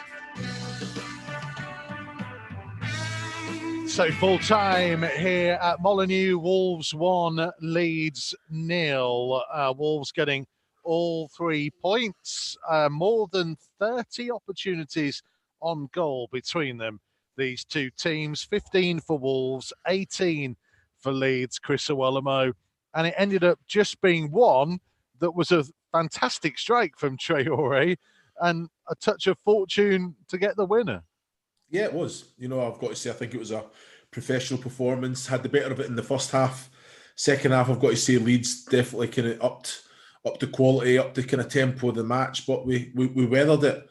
Tom was called it there. Patricio, fantastic. Couple of great saves. You know, I think, and that's what he's there to do. You know, that he'll say to you is that it's his job. You know, I think Cooper could have had a couple straight at him, but again, just towards the end, there's some fantastic saves. I'm looking at that Bamford one, by the way, and again, it's just fortune. He's off by probably a centimetre. His kneecap, by the way, it's unbelievable that it's just the small margins of football. Again, fantastic strike from Traore. Disappointed it doesn't go on his goal tally because it's an own goal, but again, just very fortunate tonight, but worked hard, had glimpses of quality, another clean sheet. You're right with another prediction that you never wanted to make. By default, so it's only right by default. Yeah, he'll take it though, mate. It'll be all over social media for the next couple of weeks and we'll take it from there. But you know what? It's a win-win and it's about building what we spoke about before the match about can we build on what we seen in the second half against Southampton? Yes, we can. Leeds, we knew what they were going to come and do. We were tight, we were organised, we played when we had the chance to. We should have probably opened the scoring in the first half. It wasn't to be. And what it's came down to is our goalkeeper is definitely won us the points tonight. The control was excellent, wasn't it? We've tamed a side which normally are hell for leather, and yet they looked a completely different team tonight, Leeds. I've never seen them throughout for 90 minutes this season play or not be allowed to play their way. Wolves controlled the game, and you're waiting for a moment of magic, a moment of something, and it turned up to be a huge slice of fortune. And then it's Patricio who was bringing out the magic. Yes, they were at him, but he's still got to save them. And like you said, rightly said, John Tushak always said, "Hey, they're paid to make the saves. They're not doing anything other than you're paying them to do." It's funny though, isn't it, boys, that, you know, we talk about strokes of fortune. Obviously, there was a stroke of fortune in the goal. Take nothing away from Adama Traore, and we'll come on to that in a second. But so many times this season, Tomo, we have seen teams not have many opportunities on our goal and manage to find a way through. Yeah. Arguably, Leeds had more chances direct on Wolves' goal than many others have managed this year, but there were many from set pieces. It just happened that Patricio was in the way of everyone. Well, they can say he's in the way of everyone. He's good goalkeeping for me. He's about his positional sense as well. But yeah, so was it Cooper's had 3 chances himself, the centre half from set plays, but the delivery, say, is absolutely brilliant, wasn't he? And that was the thing that hurt Wolves. But again, clean sheet gives you the chance of winning the game, as it did there. Good strike from Traore, but we had the fortune that it's come off the goalkeeper and gone into the net. But that's what it's all about. Sometimes you've got to grind out results. Sometimes you've got to just go against it. Second half wasn't as good as the first half, where I thought that we had some really good chances and had chances to be more positive, as the boys said at half time, about being more aggressive in that top third. Weren't that aggressive for me, but you take all the luck you can, and we've had a little bit of luck, and also as well fortune in the games in the last few weeks. You talk about managing the game. We took it into the corner with about 7 minutes to go. I was buzzing. I was buzzing because I'm sitting saying, well, what it does, it just takes the steam out of the Leeds attack. You know, they're not going to score. Neto's took it into the corner. I'm sitting thinking, yeah, it is, and that's players taking responsibility. They're managing the match. You know, I guess when we score the goal, you think, right, we know how Leeds are going to react. We know how they're going to throw everything at us. And maybe that's why we were a little bit more defensive. We weren't taking the chance going forward. I thought there was one in the second half as well. Neto could have just dinked it into Willie and Jose as well. In between the two, yeah. He was free. We can't really have a go at Neto because he's took that shot on and he's got us that important goal. I think you done it last week. The stats, the points that he puts on the board when he scores a goal. But it's just that decision. He slots that in there, and it's an easy ball for Neto to make. Willie and Josie's probably got time to take a touch and finish because he was completely free, and it was a good game from the big man as well. You can see the disappointment when he's coming off and Fabio Silva's coming on. You can see it's another game without a goal, and that plays a part, doesn't it? That he'll be taking that tonight, thinking, you know what, if I've done this, if I've done that, the one that he set for Moutinho as well. You're thinking, get your shot off. Get your shot off with your left, big man, you know? Yeah, as much as he'll go in the dressing room now and everyone said, oh, well played, well done. Yeah. And he'll go, yeah, I did play well, but I didn't score. Maybe that's another game I didn't score. And like you said, and that's probably the thing with Neto. He's shot. He's a young man. He's playing really, really well, high and confident. He's wanting to score every game. He's probably the opposite. Yeah. He's shooting when maybe he shouldn't be. And Jose's like setting everyone else up at the minute. But I like him. He gives that focal point. He allows the wide players to go and be a little bit more expressive with it. But yeah, you'll know better than me. He just wants that goal. That's all he wants. And on him as well, Looms. One thing that really stood out today, and I wonder whether it's just because of maybe the way Leeds plays a part in it, but the ability to just set the ball with a first-time touch, that he didn't need to take a touch and then play it to a teammate. He seemed really adept at showing and then give and go and get that movement going, which really stood out to me. Yeah, like he's a focal point. You know, he's a presence. He's got power. He's got strength. He backs in. He knows where the player is. We can't question his touch and his awareness. You know, I think some of his touch, and even the ones that he goes up and challenges, but he doesn't win it. They're not coming through cleanly, and it's bouncing, and we're picking up second balls, and that's so important. And I guess if you're the likes of Neto and Traore or Aït-Nouri when he comes on, you know that you can gamble. You can anticipate, right? They're not going to get a clean header. Can we go in and win second balls? And it gets us up the pitch as well. So yes, he is going to be judged on goals. There's no shying away from that. But if he's not scoring and he's doing everything else, then we're happy. He won't be happy, but we're happy because he's bringing something to the table. But I want him to get his goal, you know, because like you say, the performances are getting better, so he's getting stronger and stronger. But we all know strikers are going to get judged on goals. Is he going to end up a Wolves Firmino? He does all the bits, the link up to allow a Neto, allow a Traore to go and get the goals and all the assists, and he'd have to get his rewards that way. And everyone understand that maybe there's going to have to be more to his game than just solely goals, which puts the pressure on Neto and Traore to get more. We're going to go down to the tunnel in just 1 second. So you can keep your thoughts coming to us. Use the hashtag Wolves Live on social media to join. As you can see, down on player cam in the tunnel, though it might have frozen for just a second. Let's see if we can get that line sorted out. Down to Connor Cody. You could see him there. He's going to join us in a minute. I was smiling because he was trying to signal to us down at pitch side as he was walking back in from doing his post-match media. Just before we can get to him, because there's clearly an issue with connecting at the moment. There he is. He might be back. Hello, Connor Cody. Hello, fellas. How are we? You okay? Oh, Sam's all right, Sam. Hey, Coach, we're all right, lad. How are you? How was your head? I'm all right, mate. Happy and now after the good win, mate. Tough game, real tough game. There's a top team, so I'm really happy, mate. Yeah. They controlled the game really well, didn't it? You nullified them. I've never seen Leeds look so blunt. You know, their height. I'm not saying they didn't have anything, but you nullified their main strengths really well. Yeah, it was something we worked on, mate. We said in the week, we've got real clever players. I really believe that in our team. I feel like we've got real thinking players, and they've got a certain way of playing where they run. And listen, we know they're going to get tired at some point. They're not robots, so it's something where we wanted to try and stay a little bit higher in the pitch in that middle third, and then set up a press of where we wanted to go. And I thought the lads done that fantastically well. And it was important. We were organised, we were together, we were in shape. And listen, I think we've done the same when we played at their place as well, especially in the second half. So it was important we stuck to that. And it's a massive win, 2 wins on the spin, and we can look forward now. Connor, you've got to be prepared, I guess, in those kind of tight games to literally put your body on the line at times. But I'm not sure we quite meant it, that you're supposed to stick your head in the way of those long shots. Yeah, no, do you know, as it was coming, it got to about there, and I thought, oh no, can't move out the way of that. So as it's coming, it was just something you've got to take it. And it caught me in the face. Someone said a bit of an expletive and said, get up. And I thought, I don't even know where I am. What's going on? Do you know what I mean? It was one of them. So, no, listen, a massive win. And I thought the lads were fantastic all game. Like I said, it was important. We stuck to a game plan. We stuck to what we wanted to do. And it was brilliant, yeah. And another clean sheet.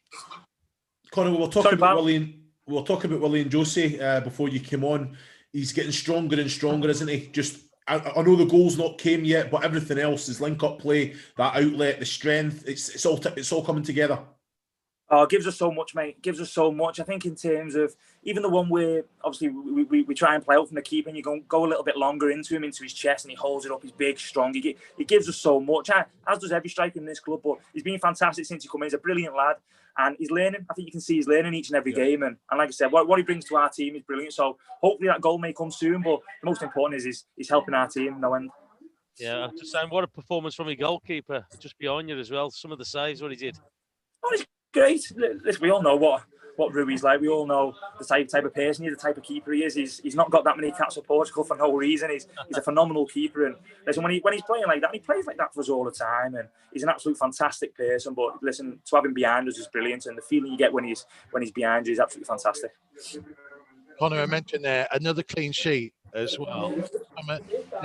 One of those things is that you need that to build from, because tonight was the first time in 15 games that you'd scored the first goal in a Premier League match. You've always had to be coming from behind, and we know that you guys have got that in your character, but to keep the clean sheet, that chance just to one goal to win, it's important.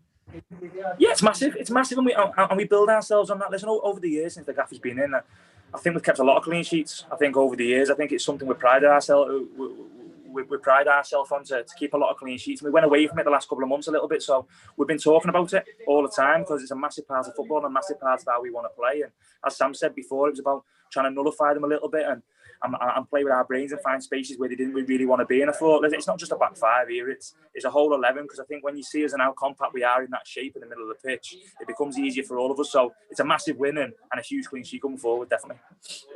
Coach, we spoke before the game, about experience, and seeing games out and knowing what to do. And Loon said earlier, about 7 minutes ago, Neto was taking the ball in the corner, just slowing the game down. And then when you went down with the ball in the head, I actually thought you're just using your brain here, because this year, if you go down in your own box, holding your head, and the referee stops it, it's your ball. It doesn't matter if they've got possession or whatever it is.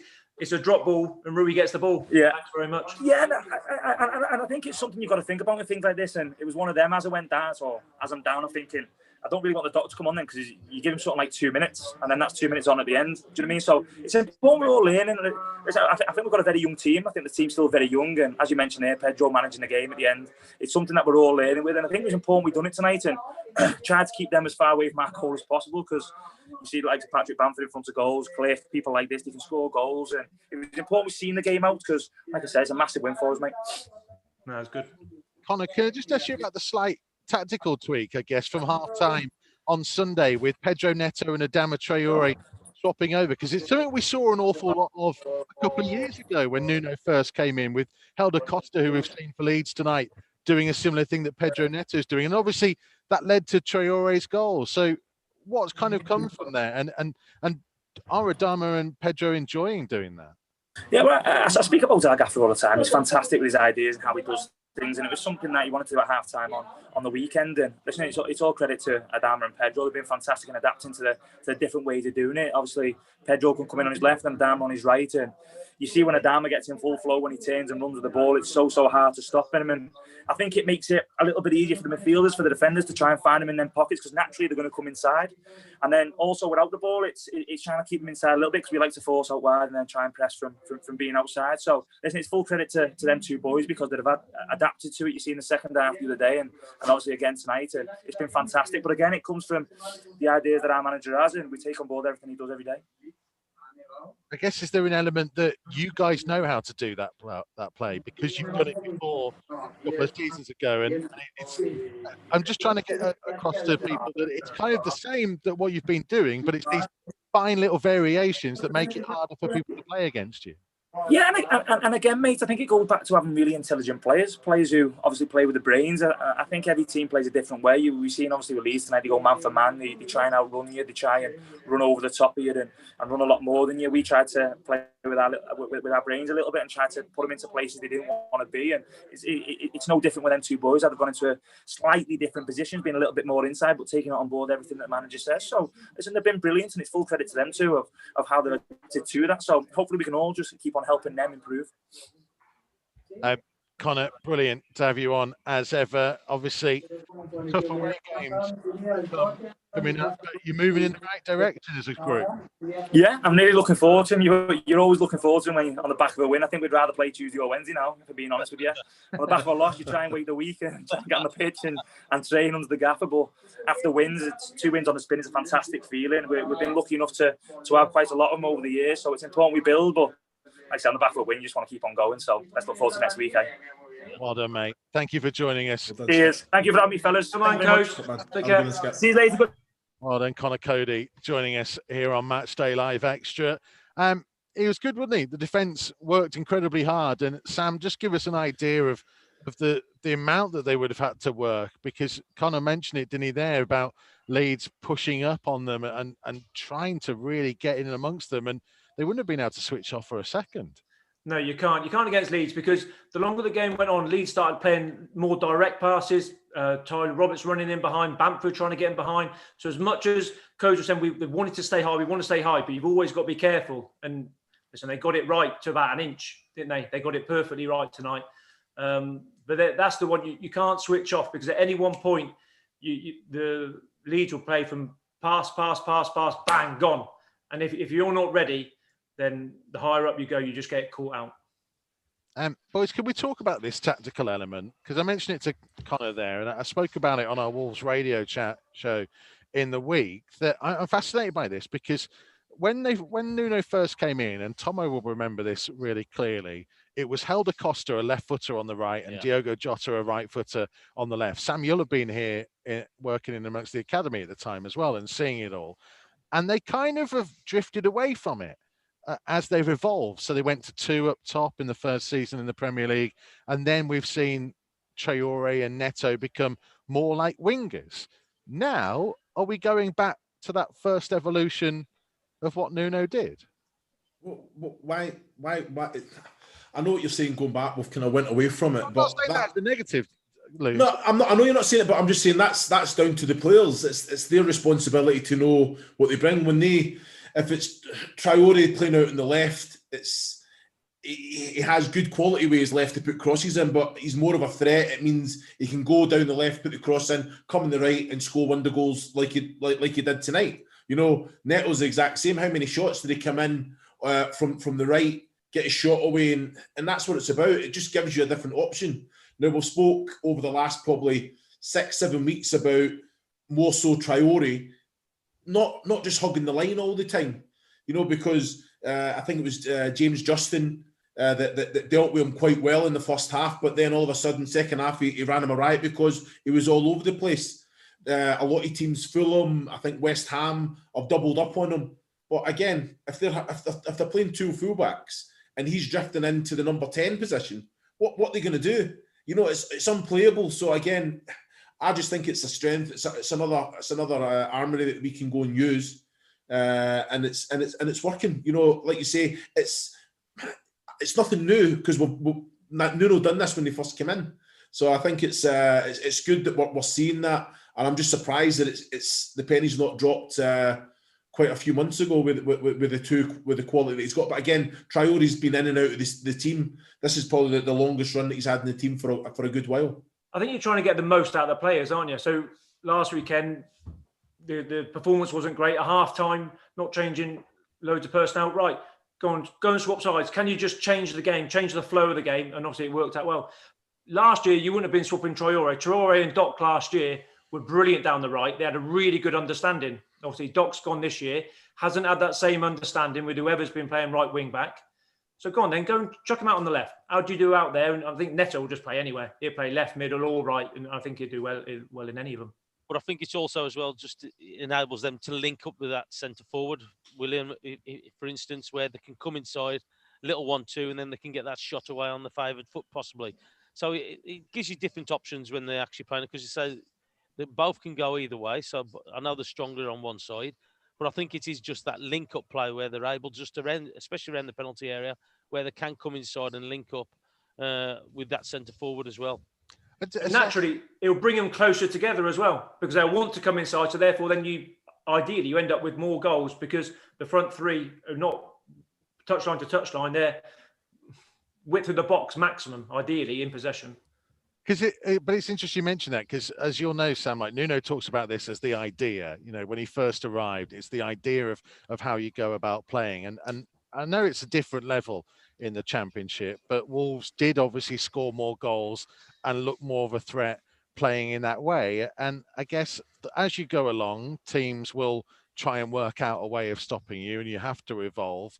I just find it interesting that we've found a solution, as Nuno likes to say, in a way that we know how to play, and teams are maybe stopping, as Glooms mentions, Traore going wide, and so now we found something different.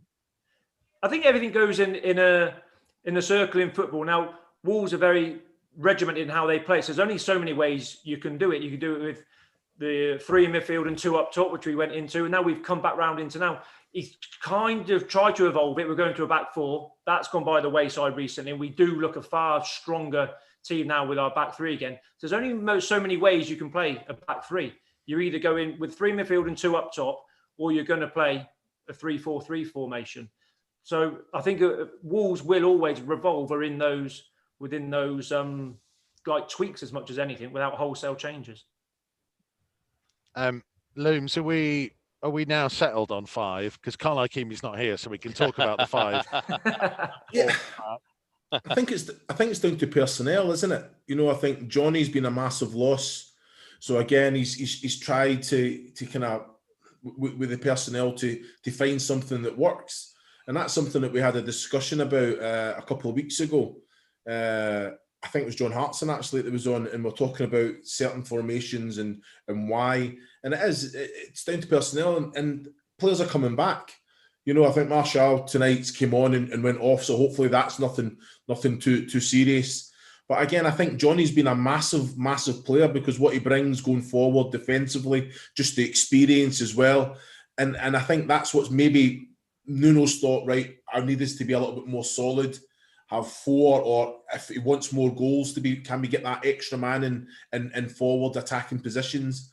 And that's what that kind of formation brings, you know. So I just feel that maybe he's a little bit more comfortable going back to that, because we're getting back to our kind of full squad or full strength to the personnel available. So I think that's probably made Nuno kind of think outside the box a little bit, just the fact that who's available for selection.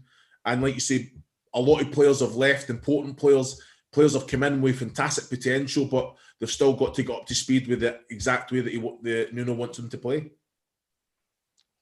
Tomo, Nelson Semedo, there'll be a few comments coming in about this being one of his best games, if not his best game so far. Yeah, I thought that, especially that first half, I thought he played really well. I thought that he was getting forward. He's had a couple of chances at goal. But that's what we want to see from him. We want to see our fullbacks linking up with that wide man and giving that extra forward going forward. So, look, and again, that's important for us to be playing. Johnny, again, down that left-hand side, we look a lot better with him there. We look a lot more stable as a back line as well when we're defending. And it's no coincidence that results of with him coming, not just because of him, but with him coming in and playing alongside the players in there, that we've become a lot more or tougher to beat. And say he's a great player, but Semedo, I think, offers you a lot more going down there. And I still think there's more for him to come. I think the way that he plays, the way that he runs down the line, he looks very comfortable when he's running down that line. But again, I would just like to see him a lot more. So we didn't really see him that much in the second half. Well, not as much as the first half, but you can see the potential that he's got. And he's relatively still new to this country and this team as well when he's come in. I like Semedo. I like his athleticism. Like you said, I think he can get up and down that line. He's a real athlete. Johnny's just your brilliant 7 out of 10 every week. Never a 5. Not really ever going to be a 9, but you know what you're getting, which means you've got a solid base to work from. Yeah, no, spot on. I think Semedo tonight, one of his better performances, definitely. Again, could have had a couple of goals. He's had a few shots from distance, a few good saves. I just want him to kind of open his scoring account as I do for the big man up top as well. But 2 very, very good, strong performances as well. 4 matches unbeaten. It kind of feels a bit weird. We're all being really positive. There's not really. We're allowed to do it, You've got to remember, Mike, we're in a transitional period at the minute, aren't we? You know, players, like you say, a lot of players left, important players, injuries, and we're getting through. And I think we're looking up, you know, aren't we? We're getting better, clean sheets. Like you say, Conor Cody's speaking very, very openly there about what the players discuss, what they're talking about, and like you say, clean sheets. It's something that they, like you said, they pride themselves on. So that's where you start, and then the quality, the individual quality that they've got, they can go out and win games that maybe they don't deserve, but as a collective quality, work hard and play the way a nice brand of football. But you know, we can play, which we showed in the first half tonight, toe-to-toe, or we can play counter-attack football, which was just as effective in the second half. But it's about managing games, making decisions when those moments present themselves. And tonight, clean sheet, 3 points, and a little bit of fortune with the goal, but fantastic strike in the end. We've got the last couple of minutes, and I am going to go to the extreme of devil's advocate here. So you ready? I can see Looms is ready. He likes this kind of thing. I know there's a long way to go, and there'll be a lot of fans who have been nervous. But the way things have gone this year, we just don't know what's going to happen. There are 13 games left to play. Also only 7 points off Liverpool, you know. It's very close and congested in that area. So where do we think we can go from here? I know that the team will say we take it game by game, but what are we looking at now? Because I think we're kind of pretty much agreed, wouldn't we, that, you know, any outside thought of relegation is probably on the back burner now. Yeah, John Hartson, he brought that up. Sums him up. So what are we looking at now, Sam? Because they're 4 unbeaten now. Players. We're not going to get into the European places. I think they're all gone. We're at that point now where, as bad as it sounds, I think we're building. The better we can get, we're building for next season already. And that's just trying to integrate these players. So next year, Semedo knows exactly what we're doing from the off. All the other new players this season, it's going to take them a year to get ready and get up to the speed. But that's where I see it. Can we finish in top half? Definitely. We need to aim for that to keep that real positive momentum. Okay, well, like I said, I think we'll just miss out on Europe this year. To next year, come on then, let's have a real good go again. And you're trying to push, you're trying to follow Leicester really to an extent, aren't you? Different styles, yeah, but can you be the ones who are knocking on the door of the top 6? I think they can next year. 1 or 2 additions in the summer, but I think they can. Yeah, I think top half finish. I think that's probably at best. You're looking above Tottenham, 2 games in hand. Aston Villa, 2 games in hand, sitting in 8th. You know, the likes of West Ham, you know, they're flying. Liverpool players are going to be coming back. Everton, inconsistent, but they're going to probably win more games than they lose. So you'd really need the wheels to kind of fall off quite a few of those teams to get into the European spots. But like you say, I think it's just about building for the following season and finishing strong. So like you say, the players can get up to speed. But top half finish for me, I think that'll be the aim. And of course, you know, if it's mathematically possible, go for it. And you just never know. But like you say, I think we should be happy. We should be happy where we are at the minute, to be fair, with the injuries we've had and like the new players coming in. So it's there's a lot more positives than negative. Final 30 seconds, Tomo. Yeah, I just think that all they've got to do is just try and put some results together, try and get a good run going. They've started that. Hopefully there'll be some players coming back and to add to the squad. But for me, I'm with the lads. I think that they'll be aiming. I think it'll be tough to get into that top 6. But you never know. You never know. Some people might drop out of form. So there's some teams up there that are doing pretty well who've been struggling recently as well. So who knows, by putting a few results together or putting some good performances in, you could always get near that 6th place again. But it's going to be tough. I think it's going to be tough. I think it's 7 points from Liverpool, I think, in 6th. Well, it's been another positive result. And after Carl Akemi and Chris Iwelumo got a prediction finally right for once, I had to step back in and get it right again. By default. And this guy has extended his advantage in our prediction challenge once more. Oh, that's a lovely start to the weekend. Sam Ricketts, Chris Iwelumo, Andy Thompson, thank you very much indeed. Thank you to everyone for watching. We'll bring you live coverage of the under-23s, by the way, on Monday here on Wolves TV. So make sure you stay tuned for that. Check out Wolves Radio as well. There'll be another exclusive chat looking at all your questions on everything Wolves. Enjoy your weekend. We'll see you soon.